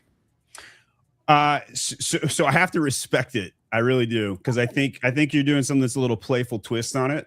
At the same time, I speak out against AI constantly, and so to be true to form, I had to toe the line. Oh, I love that. Yeah, because a lot of the content in my space is literally like drones of AI right now on LinkedIn and YouTube and all this. And so it's interesting because I didn't know your POV. I got a monologue dropping at the bottom of the hour here, and it's about that. The world's like, I wish it was 2016 again. Not just AI slop world. I think so. I agree with you, Stephen. I think if you see our content, we're making stuff with intention, entertaining, and we lean into the ridiculousness of it. I know. So if somebody has 4 hands, the other got 4 fucking hands. It's AI, and we're not hiding behind it, right? So we're leaning into the ridiculousness of it, but using it with intention, as you can see, Stephen, not with slop. So I thank you for a POV on that, man. I really do. Appreciate it, too. Appreciate awesome. So let's keep it going here, guys, before Johnny gets in here, as he gets in here. So I want to have a conversation about leadership. And Stephen, I thought to keep you around when you got 5 kids. Dude, that's a whole other conversation for a different day. But, it's one thing to lead at work, and then it's another thing to come home and lead at home. And often, let's start off with you, Cheryl. So Stephen, Cheryl's a leadership expert. Why is it that so many of us do such a good job leading at work, but we get home, it's like, I don't want to fucking lead my family. I don't want to make hard decisions. I don't want to lead. And it just becomes a challenge for us. Why is that? Why, Keith? Because you're tired. A lot of leaders that I work with give everything that they have to their work, and they're telling themselves that they're doing it for themselves, and they're also doing it for their family, which is almost like, okay, so I'm doing all this for the family. So now when I'm home with the family, guys, I just gave it all to you all day long. Now just leave me alone so I can decompress and get ready for tomorrow. Yeah. Cheryl, what you're saying, I totally resonate with that. I don't disengage by any means, but what happens is I just don't have, and this year has actually been my kind of line in the sand where I'm really switching shit around. But I mean, I've never really got home because I never went to a job. But when I would get with them, then there would just be less of me. And I'm trying to engage. it's hard to engage fully when I'm fucking burning the candle on both sides so hard. Right. So speaking of energy, can I ask John a question? Like the rest thing is like fucking. It's fucking superpower, man. Yeah. So speaking of energy, John, can I ask you a question? What is your testosterone number? Like your like muscles are bigger than like my thighs, bro. Like I'm gonna let Keith answer that question because you asked your question uses the word number. I'm gonna guess 3,000 then. Keith, go ahead and answer that question. What is it? What do I feel about numbers? So numbers are so Stephen, numbers would be a distraction. Because they might not mean what they actually think about the conversation how we started with the doomsday clock, right? And actually, Stephen, you might agree with that number might be a distraction, right? Maybe it's not real. Maybe the number is a number that's designed to have us get distracted. And I'm not suggesting it's wrong, but maybe it's a distraction. And sometimes, Stephen, maybe humans get too caught up in what the number is instead of what the result is. And there's a difference. Think about that. I got to tell you, that resonates because, although my number was 110 testosterone and my energy reflected that, And so, I started some TRT. My energy got better. I was able to pick up the kids more, was able to be a better father at home once I got that fixed and that end result. And I started putting muscle on. So I think a lot of level, men, brother, to get back to your question, the number really doesn't matter. It's the outcome. Like you preach results on your kid. The number could have been 2. It could have been 2 million. What's the fucking difference? Yeah. But I think a lot of men haven't really got that checked. You know what I mean? Like they're going home and they've got nothing left to give, and it could just be a simple problem with their hormones, their testosterone. I was just going to ask you guys know their testosterone numbers? Because women, we don't know. Like my estrogen number, I have no idea. I'm in menopause, so I know it's down. Right? So, do men? Is this something that you guys like? I never asked Dwayne. I didn't until 36. It's people that know it are the ones that have, because when it comes down to it, I'm not trying to throw anybody under the bus, but generally speaking, when the testosterone numbers usually go down when someone's not taking care of themselves. So taking care of yourself, like I have clients all the time. I can actually restore numbers without actually having them use more testosterone or testosterone at all, just by changing their lifestyle. Sleep is one thing that will increase. The body will make more hormone, all different types, properly balanced with the adequate sleep and rest and removal of processed foods and a little bit of exercise. So usually the guys that are having trouble with that, it's because that low testosterone number is a symptom of their poor lifestyle. And then they'll jump to fix the number without actually fixing the lifestyle. So really just put a Band-Aid on the problem. Yeah. Well, so this is good. Let's stay here, guys. Let's stay here. So Cheryl, you started out with saying people are tired. And then Steven's like, well, I'm working on my testosterone so I can get more energy. So if we're so tired, why aren't we as leaders, Cheryl? Why aren't we as leaders encouraging our team to get better sleep, to get better rest? Like, so, hey team, did you sleep your 8 hours last night? Why aren't we as leaders communicating that message? Because nobody is talking about it, Keith. And that's one of the reasons why I'm so excited about my show starting next week. It starts with Joy live, because we need to have the conversation. That is the reason why Mornings in the Lab is so exciting, because you're having conversations that people are thinking about it, but no one is brave enough. There's a lot of fear in that to actually talk about it. Yes. Yeah, because nobody took, because we said to Steven, hey, Steven, taking a nap today? Steven's and I'm being serious. Steven's probably like, well, if I say yes and my team hears it, they're going to think that I'm having a nap and I'm not spending time with them. Let's flip the script. Yeah. I put it the other way. Yeah. So, first off, let's start with the client. If the client says, I had a bad night's sleep. Well, guess what? You don't get to go to the gym today. Go get a nap. That's a bigger priority for me and my team. Like if I'm talking to one of my guys, especially one of my heads, one of my team leaders, and they're run down. All right, dude, you need to carve out some time to get a nap today. Period. End of story. I had one of my just fucking workhorse Filipinos just fucking crushes. He wants more hours to the point where I'm like, dude, when are you sleeping? Yes. He's like, listen, I'm fine. So they don't. He got himself. I'll sum this up. He had some emotional trauma, and the time he had to sleep, he wasn't sleeping, and he started making mistakes. And I'm like, dude, okay, listen, I'm here to help you. You got to tell me what's going on. I'm not here to beat you up. I know how hard of a worker you are. You're making mistakes you shouldn't make. And he explains what's going on. So, okay, listen, for the next 10 days, your pay doesn't change. But you're getting paid 3 of the 16 hours, by the way.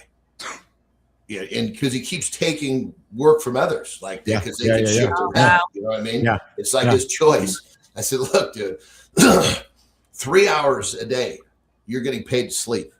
Go fucking sleep, please. Yeah. So, John, what you're doing is you are leading from a heart. You're leading from the heart. Yeah. You are a human-centered leader. And and it's a muscle that all leaders need to build, but it sounds to me like you have it just naturally. You're thinking about the person. You recognize the fact that there's a human being behind the work. Yeah, for sure. Right? If he's more energized, he's making mistakes. You're like, dude, what's going on? But you have to be present in order to even ask that question. Steven? We have our employees sign contracts that they'll agree to get 6 hours of sleep at night for that very reason that John used. So really? That's fucking great, bro. I've never heard of that. Yeah, the Filipinos have a tendency, because they work the night shift, graveyard shift, when they work EST hours, and then they still run their family during the daytime. And the sleep is the thing that they deprioritize. They leave that, and they're getting 1 and 2 hours at a time, not even 4 hours at a time. And so we picked up on that years ago, and we put it into the contract, like, you have to get 6 hours. We also ask that they don't work a second job, so that they can give everything to my Amazon guy. Yeah. And if we don't do that, they're so hand to mouth. Even if we're paying them a livable wage, that culture is very hard to overcome. But long story short, you know, I think that I agree with John. Like, I'm an 8-hour sleep guy, and if I don't get 8 hours, I do work a nap in, and it works for me. But even though I was sleeping 8 hours, my testosterone was just abysmal, and I was trying to lift weights. I was making a blanket statement, brother. So I started off that statement by saying I'm not trying to throw anybody under the bus. I probably should have said you specifically. but the reason I make this comment wasn't as defensive. It's more of a, and if you're the guy listening to this and you've done everything John says, you may still have an issue that you have to get checked 100%. Out. Yeah. Keith, John, Stephen, Cheryl. Mornings in the lab with Keith, John, and friends. We got Fran Velada is joining us. Stephen helped me get back on my health journey. Dropped around 18 pounds and gained some muscle. Physical age at 35, but I'm 43. Awesome, Stephen. It sounds like you're having some great influence on folks out there. Maximum E-commerce says also Stephen's a big proponent of health, and of course we got Spartacus. Fatigue is mind over matter, and we got Petra out there as well, dropping off our a mind puzzle for us here as well. Hey, Stephen, question for you, man. 5 kids, busy life, busy family, busy business. What's one thing you're amazing at professionally that your family never gets to see? You know, that's a hard thing to say, because the videos that I shoot, my kids would walk into them. You know, they'd like open the door behind me. They would sit in my lap, and I wouldn't miss a beat on a podcast like this or otherwise. On a radio show like this or otherwise. I was waiting for that. I saw Keith fucking. Yeah. And so, like, health is such a cultural thing at my company, and at home, you know, when your kids are 10, 8, 6, 4, and 2, the translation of what you're accomplishing to help people with health at work doesn't necessarily translate fully to at home. You know, when you're talking about lifting weights or testosterone or protein and all of these things. But the kids, they do pay attention. And I've got my 10 and 8-year-old like going down to the gym with me, you know, and what they're doing for their age is age appropriate. Let's be clear. But they're participating and planting that seed and getting that habit built at a young age is going to make a tremendous difference. Now, having said that, I became overweight, right? Like, I was 235 pounds 2 years ago. You don't, oh my goodness. Yeah, so was I, actually. I was there too. Today I'm 175. Well, right? good for you. Yeah. I corrected it, and it was not just one thing that fixed it. It was protein, it was testosterone, it was lifting weights, it was it's a lot of one other thing, things. brother. It's never one thing. We like to blame on everyone, but it's never one thing. And so at home, I don't know that my kids understand that I've helped cure diabetes for 5 guys at my job. They won't understand what that means. They won't understand that I've got, my executive team running marathons and climbing hills and doing ice pick climbing down in Mexico on Mount Pico. And I could show them pictures, but they haven't participated in that quite yet. But one day, I'm going to take my kids all over the world, and they're going to see it. I've taken them to the Philippines. I've taken them to the Bahamas and Mexico and Dominican Republic. But that's just the starting point for me. So I hope to show them the rest of the world. And I'll end with this soundbite. That's a good one. So my daughter, who was 5 at the time, we go to the Philippines. They don't have toilet seats at most public restrooms. And so we finally run into one that does. And she looks at me and says, "Oh, a toilet seat." And it was just this big aha moment to me, because my 5-year-old daughter understood that a toilet seat was a big deal. And at home, she never would have had that realization. She never would have experienced what a third world was. Most Americans have never tried to take a fucking dump in a hole in the ground that fucking big. You know how many times I've missed that motherfucker? You gotta have strong legs. You got strong legs, John. Well, the problem is if you're late getting there, it's like as soon as you're pulling your pants down, you bend it to fucking waist, it's coming out, man. Big Fibers entered the chat. Hey, Cheryl, I got a question for you. I know you don't have any children, but do you have some nieces and nephews? Yes, I do. I've got 4. They are 10, 17, 20, going to be 29 and 31. So when they're introducing Auntie Cheryl, what word do you hope that they use to describe you based on how they know you? So you got leadership professional Cheryl, but you also have Aunt Cheryl. What word would you hope they describe you as? Love. Okay. Yeah. That's and could I make an assumption that that's how you lead? Love first? Yeah. Oh, absolutely. But that's the reason why, Keith, that joy is important, because if you don't have the joy, then it's hard to leave with love in your heart. So let me throw this on the table for us before we're going to work towards wrapping this conversation up. And Stephen, you started out with kind of this, we talked about the doomsday clock and that's some woke bullshit stuff. And frankly, in some ways I don't disagree with those statements. We're trying to create a show here that is not super woke, that is not super right side. It's something that's kind of radically in the middle of everything. So my question for you is, when you hear leading with love, Stephen, is that woke bullshit? No, because that's what Jesus would do. Good. Right? And I think you could. Joe Rogan does this, right? Like he goes all over the place. He just invites people on and lets them talk. Yes. There's no political bias. No agenda. We got no agenda here, except Keith's agenda to beat Johnny in arm wrestle one day. But I will say this: if you run a company and say you run a family at your company, I do take problem with that. I do too. Yes, me too. You have to run a team. Agree. Yeah. And can you love your team? Absolutely. Can Kobe Bryant love his team? Absolutely. And RIP. But I think that when you start calling your team members family members, it's abusive. Oh, dude, thank you so much for that, because the moment you have to make tough decisions, you go, well, we're family. But where's the family come in? Yes. I fired my dad, not once, but twice. Oh, wow. Oh, he played hooky. I couldn't let my dad culturally impact my company, but I gave him a second try 2 years after, and he did the same thing.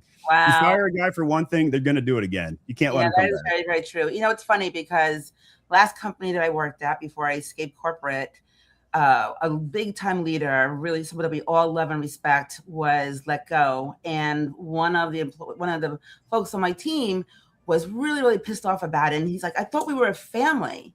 And I said to him and to everyone else who was listening, if this organization came to you and said, hey, fam, we're running low on cash, so for the next month or two, we're not going to pay you. Okay, family? Are you okay with that?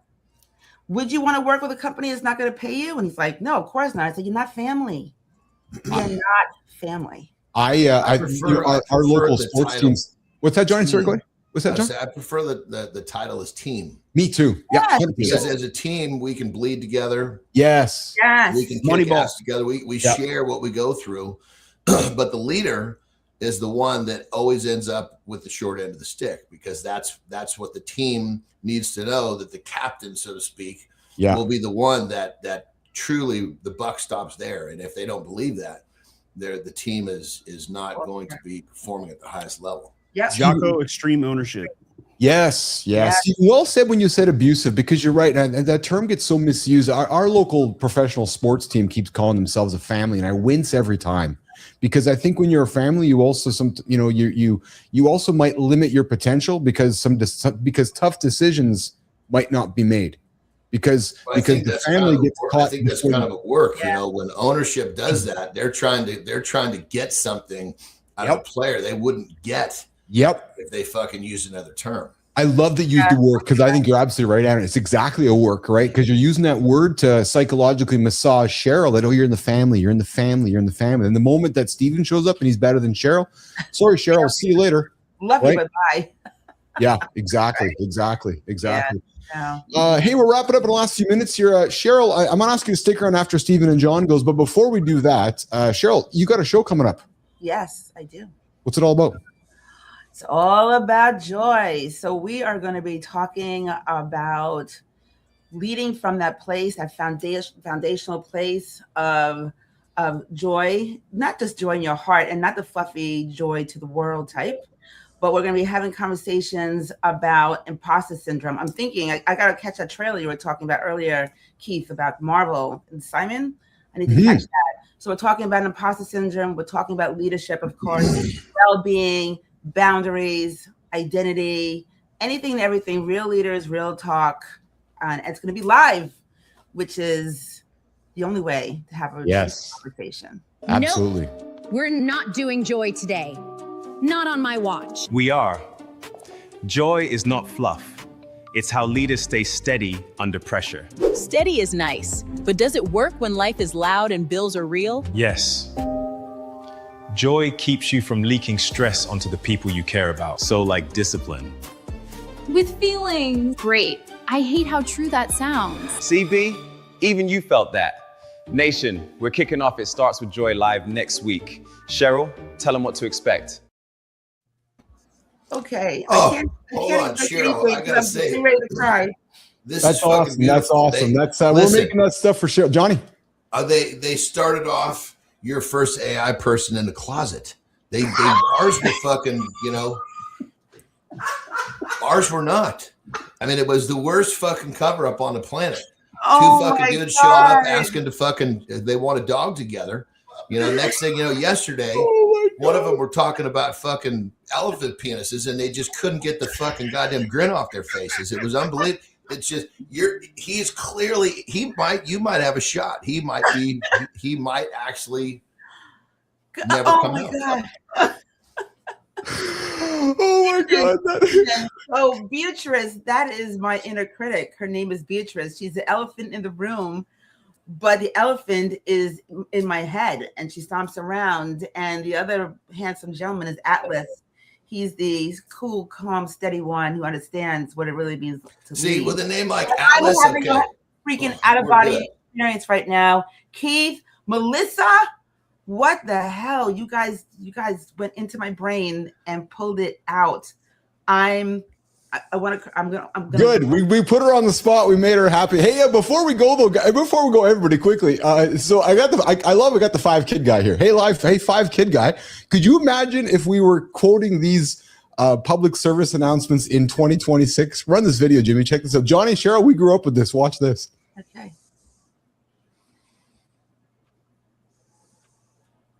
Your body. Remember, it's your body and no one should touch you in a way that you feel is wrong. I'll get anybody who tries it. It's not that easy, Orko. It's hard for a young person to admit that he or she has been touched in a bad way. If you've been touched that way, don't be ashamed. Tell someone you trust, like your parents, your doctor, your teacher, or counselor, or your minister or rabbi. Right, Orko? Right on! So that's how we grew up, being taught not to touch people, with He-Man and She-Ra, with cartoons like that, Stephen Pope. Johnny, remember that kind of stuff? Don't touch folks. You might make them feel uncomfortable. No? Guess that? No? I vaguely, but remember, there was a huge chunk of my childhood. I didn't have a TV. That's right. Yeah, exactly. Hey, John, before you go.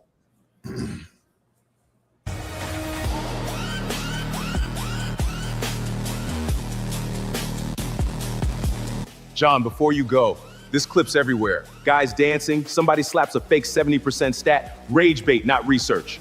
Internet sees movement and assumes scandal. That's lazy. Don't turn a culture clip into a hate factory.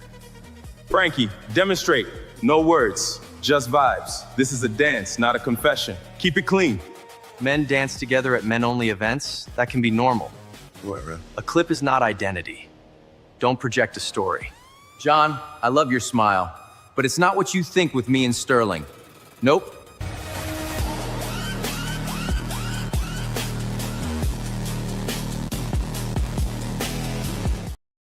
We gotta get better intros, guys. So check this out. How many dudes are talking about men-only events? Look at this. Did you know? I did not know this. So this is an event in Afghanistan. So Did you know that 30% of men in Afghanistan are involved with animal relationships? 40% are same sex. So 70% of men in Afghanistan aren't having sex with women. So wow. I'm expecting nobody to say anything except just to observe. I have nothing to say. Noah send the flood. And let me guess, the gay boys found this little clip talking about a men's only event, but yes, they're still in the closet. Well, 40% of men in same sex and 30% are in farm animal relationships. Like, just saying. Officer, I was just helping the sheep over the fence. I was just I'm glad my kids are in school right now. Hey, we do warn at the beginning, Pope, it is an R-rated show, sometimes an X-rated show, so that's what we get after. Hey, Steven, how can folks find you before you get out of here, pal? Did you have as much fun hanging out with us we had with you? You were dropping bombs all show, brother. I'm telling you right now. I appreciate the comments, and thanks for having me on. But I'm my Amazon guy, and you can find me over at YouTube is where I hang out most of the time. We're on LinkedIn. Yeah. You come back see us again sometime? Will do, Keith. Awesome. Steven Pope, my Amazon guy. John Cheryl. Thanks. Awesome. All right, Steven's out of here, guys. Johnny, that was fun, man. That was good. It was cool. He was a cool cat for sure. Cool guy. Yeah. Totally. And no excuses. Loses his job and then gets up the next day and turns it into something substantially significant. That's exactly the way it should be. Yes, I agree. Yeah. I agree. I love that I made you guys all speechless with the Afghani clip there. I don't have anything. Yeah, I would have lost a huge bet on the fact that was not true. Adam Holroyd, that was the greatest thing about the Filmation cartoons. They always had a lesson at the end. Yes, why? It's true. Nobody does that today. Don't touch people. Don't do crazy shit. The cartoons don't teach kids stuff today, anything at all. And they need to. No. Anderson, what do you got going on today, brother? So I've got the Norm right after this. Yeah. Meeting with Ben. Yeah. Doing some content. And I think I'm going to actually, right after this, I think I'm going to take a nap. I'm going to do my nap early. Yeah. Tara and I are going to do some pickleball. Yes. Got a little business to handle. And then we're actually going to go have dinner with some friends, which will be fun. Oh, fun. That's awesome. Well, you have yourself a great day, brother. A lot of fun here today with you. As always enjoy hanging out with you. I enjoyed our discussion around the doomsday clock this morning. And the seconds. Well, because I was thinking like this, and then Cheryl, he's like literal, like, what the fuck? I'm like, okay, I'm a literal motherfucker. That's why I had to jot that down, like, the great Johnny. Okay, John, it's 84 seconds now till doomsday. We better go pack our food. Yeah, say what? We're gonna watch this not be true hundreds of times all day long, and then still believe this tomorrow. Fuck. I love it. Exactly. Anderson, have a good one, brother. We'll see you tomorrow. Okay. Have a good loop, everyone. All right. See you later, Johnny. All right, Cheryl, you and me for a few minutes before we go. I want to kick off. I want to have a few minutes with you about the show next week. So talk about the show next week with you. What are you excited about? What are you nervous about? I know you and I are meeting later today with Melissa and everything, but so you never saw this. You never saw this clip. This is my first time seeing the clip too. Yours too, right? Clearly, it's my first time seeing it, and I just cannot. I've had this like dream of Beatrice coming to life, and I just want to thank you and the team for making all of this possible. Best producer ever. That's awesome, man. That's awesome. That was really cool. That was a cool clip, man. We've never done animated characters before, so that was really cool to bring Beatrice to life too. Oh my God. Well, she kicked the shit out of that. So I'm just really, really excited. I refuse to be nervous. And a lot of that has to do with you, Keith, and the team. Just like you're just helping me feel really good and it's important what we're doing. Agreed. Yes. What we're doing. And so that's giving me the energy. And it's just, like I said before, getting the conversations going. Is really important. So I want to lean into this. So for the idea of joy and leadership and when people hear you talking about joy and leadership, what's their first impression? What do they think immediately? That it's all fluffy kumbaya? Or like in your experience, what's their impression when they hear that from you? All right. So there's two camps, right? There's one camp where it's like, oh my God, yes, we need more. We need it. Right. So those are folks who truly understand that what I mean when I say joy. Yes. The other camp is like, you can't always be happy, Cheryl. And then I have to remind them that when I talk about joy and leadership, I'm not talking about happiness. Happiness is circumstantial. Happiness comes and goes. Joy is like, it's sustaining, it's foundational. It's a big, big difference. And it has an impact on how you lead, how you make decisions, how you show up, how you treat your people, all the things that we were talking about today. Having Stephen Pope having the gumption to fire client. His dad twice. Because his dad was messing up the culture of his organization. Yeah. Is that what joy is to you then? That's joy. In the world of leadership, you define that as joy, don't you? Yes. You understand that there's a human being behind the work, right? The numbers only, the outcome is what matters. What John was saying, like numbers don't matter. Who gives a shit about the numbers? Yeah. That is true, because a lot of leaders focus on just that, not realizing that there's a human being behind that number. Cheryl, is joy the magic to difficult decisions? And I know I'm creating a simple question with that, but is it really the magic to making a difficult decision, leading with joy? I like to lead with love. I've never thought about it that way, Keith, but yes, I'm thinking back to some of the difficult decisions I had to make as an executive. And you know what? Because there were times where I had to pull folks into a room and tell them that they were no longer going to be employed. And you know what the response was? Cheryl, I know this must be really, really hard for you. Are you okay? And I'm like, okay, I'm going to be fine. We're talking about you and your circumstance. How I am doesn't matter. But there were people in my world, and that's because I've always led from the human side. I've always led with joy. And so when you have those hard decisions and those hard conversations, it can be a real human one where both people care because they know where your heart is. Does that make sense? It does. So what do you say to somebody who's about to be fired? How do you wrap joy around that conversation? Or is it a different interpretation of joy? It could be a different interpretation because Keith, let me back up for a second. One of the reasons why I shied away, believe it or not, from the word joy when I was first thinking about my point of view is because joy has a lot of different meanings to different people. And there is a spiritual aspect to it as well, right? And so, but I do think that, I mean, I've been laid off several times in my career, that it is that foundational, like, knowing that has helped me every single solitary time. Because non-negotiable, isn't it, for you? It's a non-negotiable. It's a non-negotiable. And it could be under attack. It's been, for me, but at the same time, it's still there. It's like that burning light inside. It's interesting to hear you say under attack. I saw a clip last week, and this is not a political stance at all. It's just simply a fact.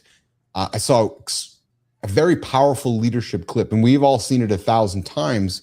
When George W. was notified that, and he was reading the book to the young children in the classroom, that America was under attack. I remember that. As a leader, he didn't panic. You saw his face. He digested it.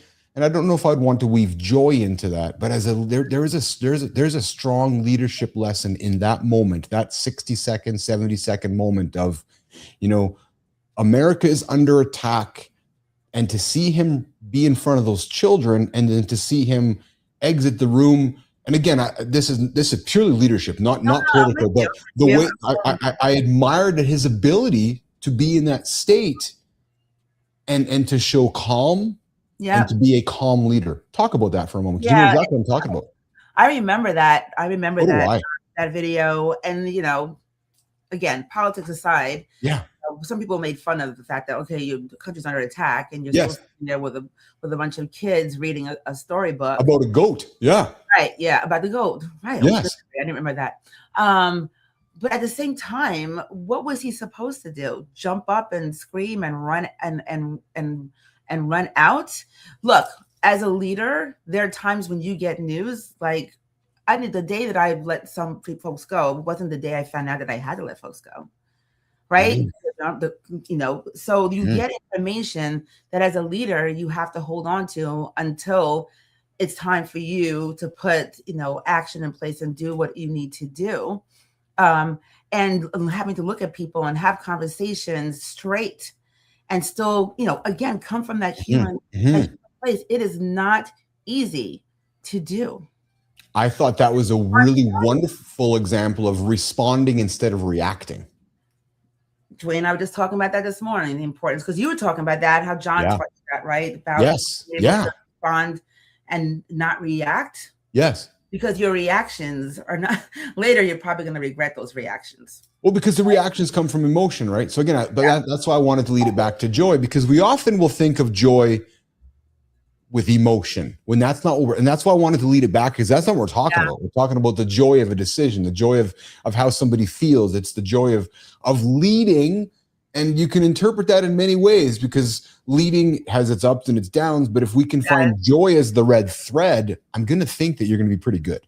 Yes, absolutely. And if you can't find your way to lead from that place, yes, to lead with a human being in mind, you need to find something else to do. Yeah. I had a conversation with a leader yesterday who had to, unfortunately let one of their key executives go because this woman, she just could not lead from that place. Yes. Yeah. Her team felt it. It showed in the results, all of that. Right. And so, it's critical, and it's just a different way. I want to get a clip from you. Give me a definition of what joy is in a few words, and what people could expect to learn about in your show. Oh, well, okay. So I can only give you what joy is from my perspective. Okay. Because like I said before, joy is interpreted differently for every single person. But for me, from a leadership perspective, joy is about how you show up for yourself and for those in your care every single day, regardless of the circumstances. It is an anchor that keeps you tethered to the truth of showing up as your authentic self. Mm-hmm. And it helps you to lead from a place of serenity and peace, because at the end of the day, you can look at yourself and know that you made the right decisions for yourself and for the people who count on you every single solitary day. And what can people expect to learn from your show? Wow. Keith, they can learn to, there's some people who think this is bullshit, right? Yeah. So some are going to learn to open their minds a little bit and actually consider perhaps that they can leave from that place. There are those who have had joy and have lost it, and so it's going to help them find their way back. And there are those who want it and have never found it, but really, really want it and need it. And so just by having conversations with the different leaders and guests that are going to be on the show, it's just going to be a way to start a conversation and to consider how you can apply those things to your own life as well as your own leadership journey. Yeah, it starts with joy, live with Cheryl Rafael Whitaker next week here on the Mornings in the Lab Live Network. And what I take from it, Cheryl, especially if I've gotten to know you, is that what I think people are going to learn from you is the value of joy, the thread of it. And not the threat, the thread of weaving joy through everything that we do, and what I'm hoping people get from your show is, because it's in the morning, those that are maybe having a tough start to the day, or a curious start to the day, or a start to the day that they don't know how to get their head wrapped around, or walking into a situation where they have to be a leader, I'm hoping that they're going to take some energy from you, some positive energy from you, that's going to help them walk into a room, make some tough decisions through the lens of joy. And that to me, so Sully, when you say Sullivan, Mike Sullivan's like, I'm going to listen to your show, it's definitely going to be must watch.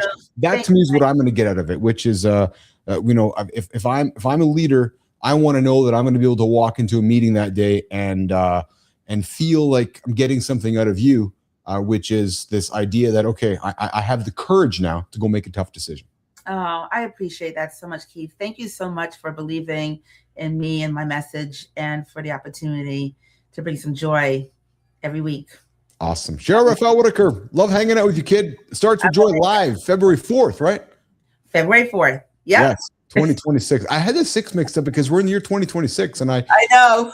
I sometimes think we're in 2025, but yeah, we actually are in 2026. So we are already. January's almost over, my friend. I was talking to somebody yesterday with 2027. I'm like, holy smokes, that's just around the corner too. But anyways. Slow down. All right, Cheryl Rafael, enjoy. Right. I'll look forward to connecting you later today, okay? All right, looking forward to it as always. Take care. All right, Cheryl's out of here, guys. Good morning, good morning, good morning. Welcome back to Mornings in the Lab with Keith, John, and friends. Yes, I will cough in your ear. I apologize for that. All right, Jimmy, Kai, Melissa, having a lot of fun here today on the show. Yeah, I'm with you, Petro. Everybody absolutely needs joy. There's not enough of it, especially in the world that we seem to be occupying these days. All right, speaking of occupying the world these days, well, there is a trend happening. There is a, I don't know, meme trend, craziness all over the internet these days. People wanting 2016 back because they're tired of all the AI slop. Hey, sure. Whoa, hold on, Jimmy. Before you run it, we got somebody dropped in the comments here. Triune Kingdom. Oh, I think you might be dropping a nugget. Jimmy, might be dropping a nugget. Mornings in the Lab advice from Triune Kingdom coming to you, breaking live right now on the Big Show. I can recommend meth for fatigue. Whoa! Who knew? Jimmy, meth for fatigue. Straight to the facts from Mornings in the Lab. Come on, Triune. Are you kidding me, brother? No, we're not doing any meth here for fatigue. That is a ridiculous comment, but I appreciate you joining us on the show here today. And Triune, where are you joining us from, man? Or where are you joining us from here? I'm up in Canada. I love your recommendations. And hey, if you want to talk about your meth recommendation, you can join me right now, 431-300-3005. Before I get into a monologue on AI slop, because I saw your comment and you distracted me. It's like, oh, meth for fatigue. That's interesting. I haven't heard that solution before. Oh, Croatia. Okay, well, so we know. Okay, there you go. Yeah, Jimmy, we know we got all the Croatian problems out there we got the meth heads from Croatia joining us from today. The meth heads from Croatia joining us on Mornings in the Lab live. What's going on in Croatia today there? Triune Kingdom. Love it. Okay, let's get after it. AI 2016, 2026. People are like, I wish it was 2016 again because I'm just tired of all this AI slop. AI isn't the villain. Your copy-paste voice is. LinkedIn and a spreadsheet had a baby. Every post starts, "Today I learned." Nope, you didn't. You generated it, then hit publish. But people miss 2016 because it felt human. Now it feels like an intern named Prompt runs the feed. Use AI like a co-writer, not a printer. If it can't surprise you, it won't hook them. Put a stake in the ground. Say what you believe. Then let AI tighten, not replace, your edge. Morning Focus Challenge. Make one post with a story, a joke, and a takeaway. No beige allowed.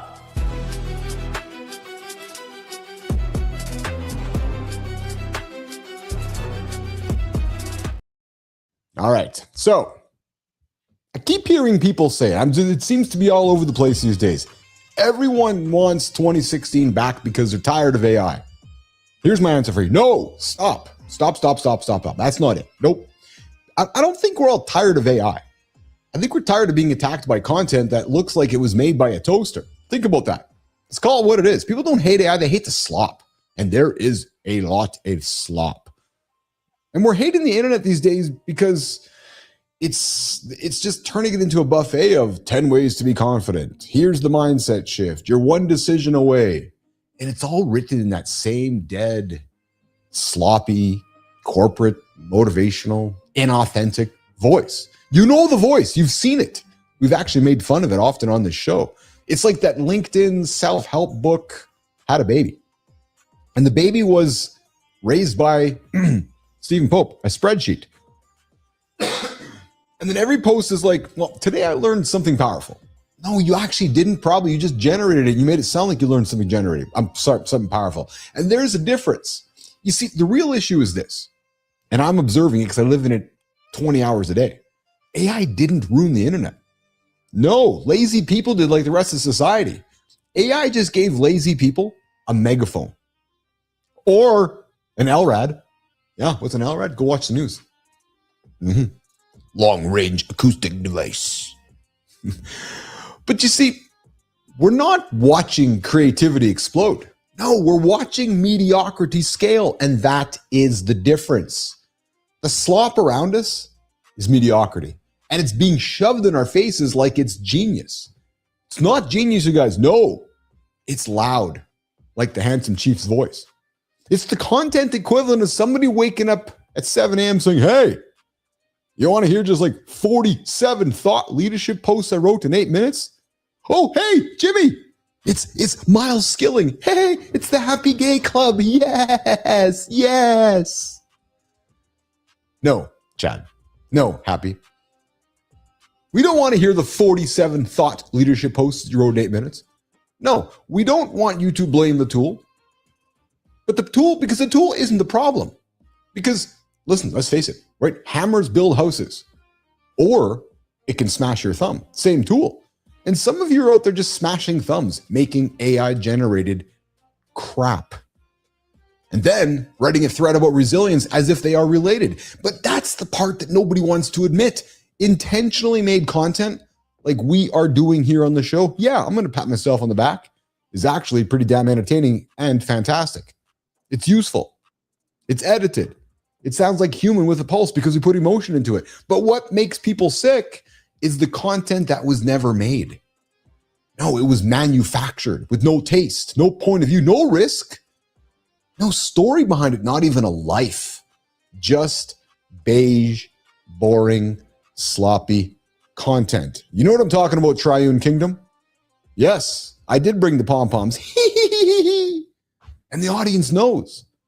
And they might not say that your content lacks the intention. They might just say, oh, not this crappy fucking content again. I'm tired of this crappy content because the internet is turning into a landfill of inspirational content written by people who have actually not been inspired since 2009. So I suspect that people don't actually want 2016 back because of AI. No, we want feeling back. We want humans back. We want a human connection back. We want some human storytelling back. Because right now, half the internet feels like it's being run by an intern named Jimmy. I'm sorry, I mean prompt. So here's the new rule. If you're using AI to amplify your voice, awesome. Check mark. Boom, boom, boom. Great job. But if you're using AI to replace your voice, well, congrats. But the reason that everyone wants to throw their phone into a lake is because people hate the unintentional crap that's being created. They hate your unseasoned copy and paste, same font, same energy, algorithm baiting, personality-free, faceless content. And honestly, yeah, I guess there's some fairness to that. But here's the thing. When you look in your own mirror, I don't think AI stole your audience.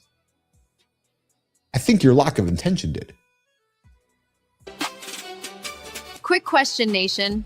When was the last time you quit something just because you were bad at it? Not injured, not overwhelmed, just uncomfortable, awkward, and exposed. Today's Community Corner connects 3 creators calling out the same silent killer of growth: convenience culture. From dopamine shortcuts to conflict avoidance to comfort disguised as stability, modern life trains us to stay shallow, safe, and stuck.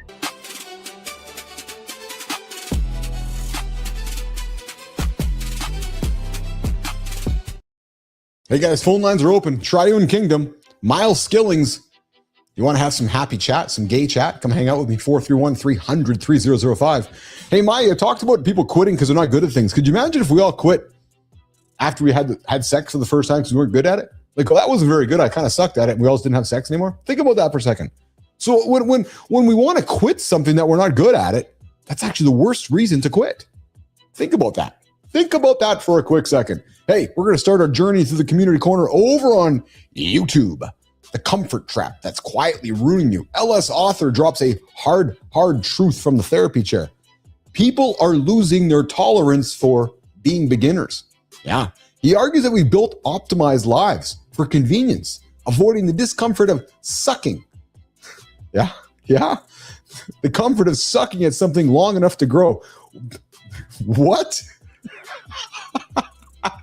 Instead of reading hard books, joining new gyms, or wrestling with relationships, we reach for the easy dopamine.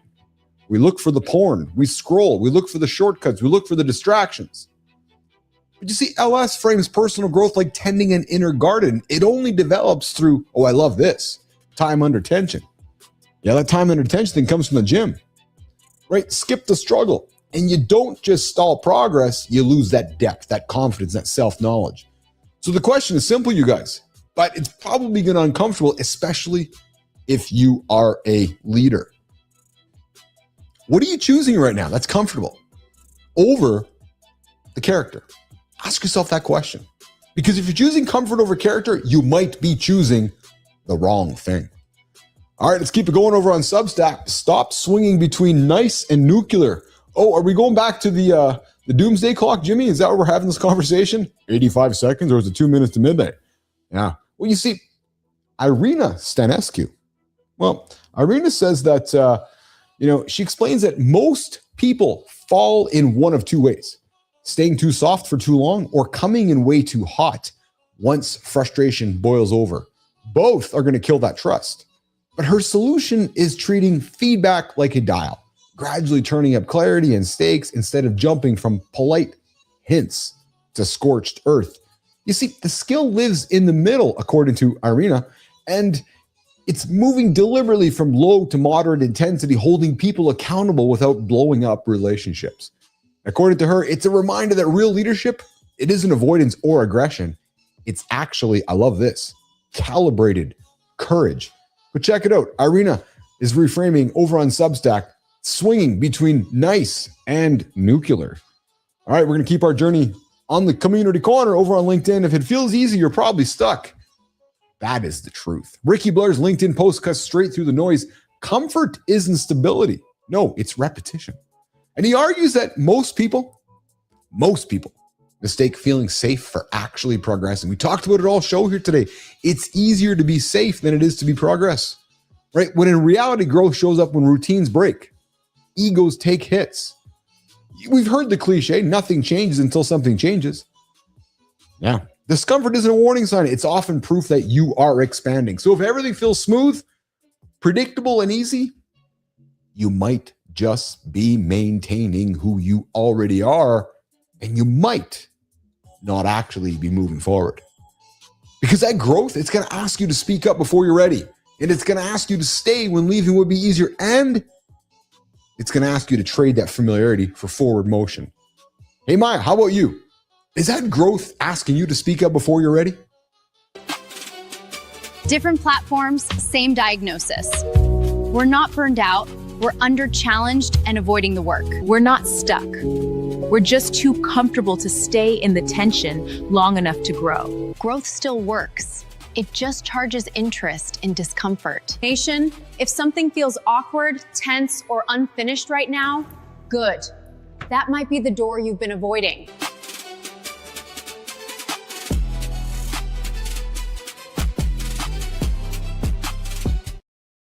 Guys, today was fun, man. Leadership without the noise and without the performance nonsense. We got after it today. We spent time with Stephen Pope, the My Amazon guy, and his story landed hard for a reason. Former TV reporter loses a $200,000 job, doesn't romanticize the fail at all. Nope. Doesn't wait for a rescue, doesn't hide behind fear. He built systems and built a business 2 days later. Trust, true story. He hires early, he fires bad clients to protect his people, and he gives away what he knows instead of guarding it. And he reminded us that success doesn't come from titles or security. It comes from ownership and solving the problems when no one's clapping. We also had Cheryl Rafal Whitaker on the show here today. She's dropping her show live next week, February 4th. It starts with Joe Live. And this is where a lot of men probably felt seen rather than whether they wanted to or not. We talked about leadership and the joy of it and so forth. And that whiplash messes with your head, not because you don't care, but because nobody ever taught us how to bring clarity, presence, and intention from the boardroom into our living room. We talked about why high achieving, and we're also going to carry everything alone, feeling responsible. Hey team, we can do a better job with my outro here. Why companies, anyways, guys, back tomorrow. Live 8 o'clock Eastern time, right here on Mornings in the Lab. I'm going to pause. Hey, guys, we can do a better job with the outro here, guys. We absolutely can do a better job with it. So we'll get better at it. We're back here live, 8 o'clock Eastern time, right here. YouTube, LinkedIn, and X. We got a guest tomorrow. We sure do. And Triune Kingdom. Come back and see us tomorrow. 8 o'clock, live right here. YouTube link to the next. We'll see you guys tomorrow.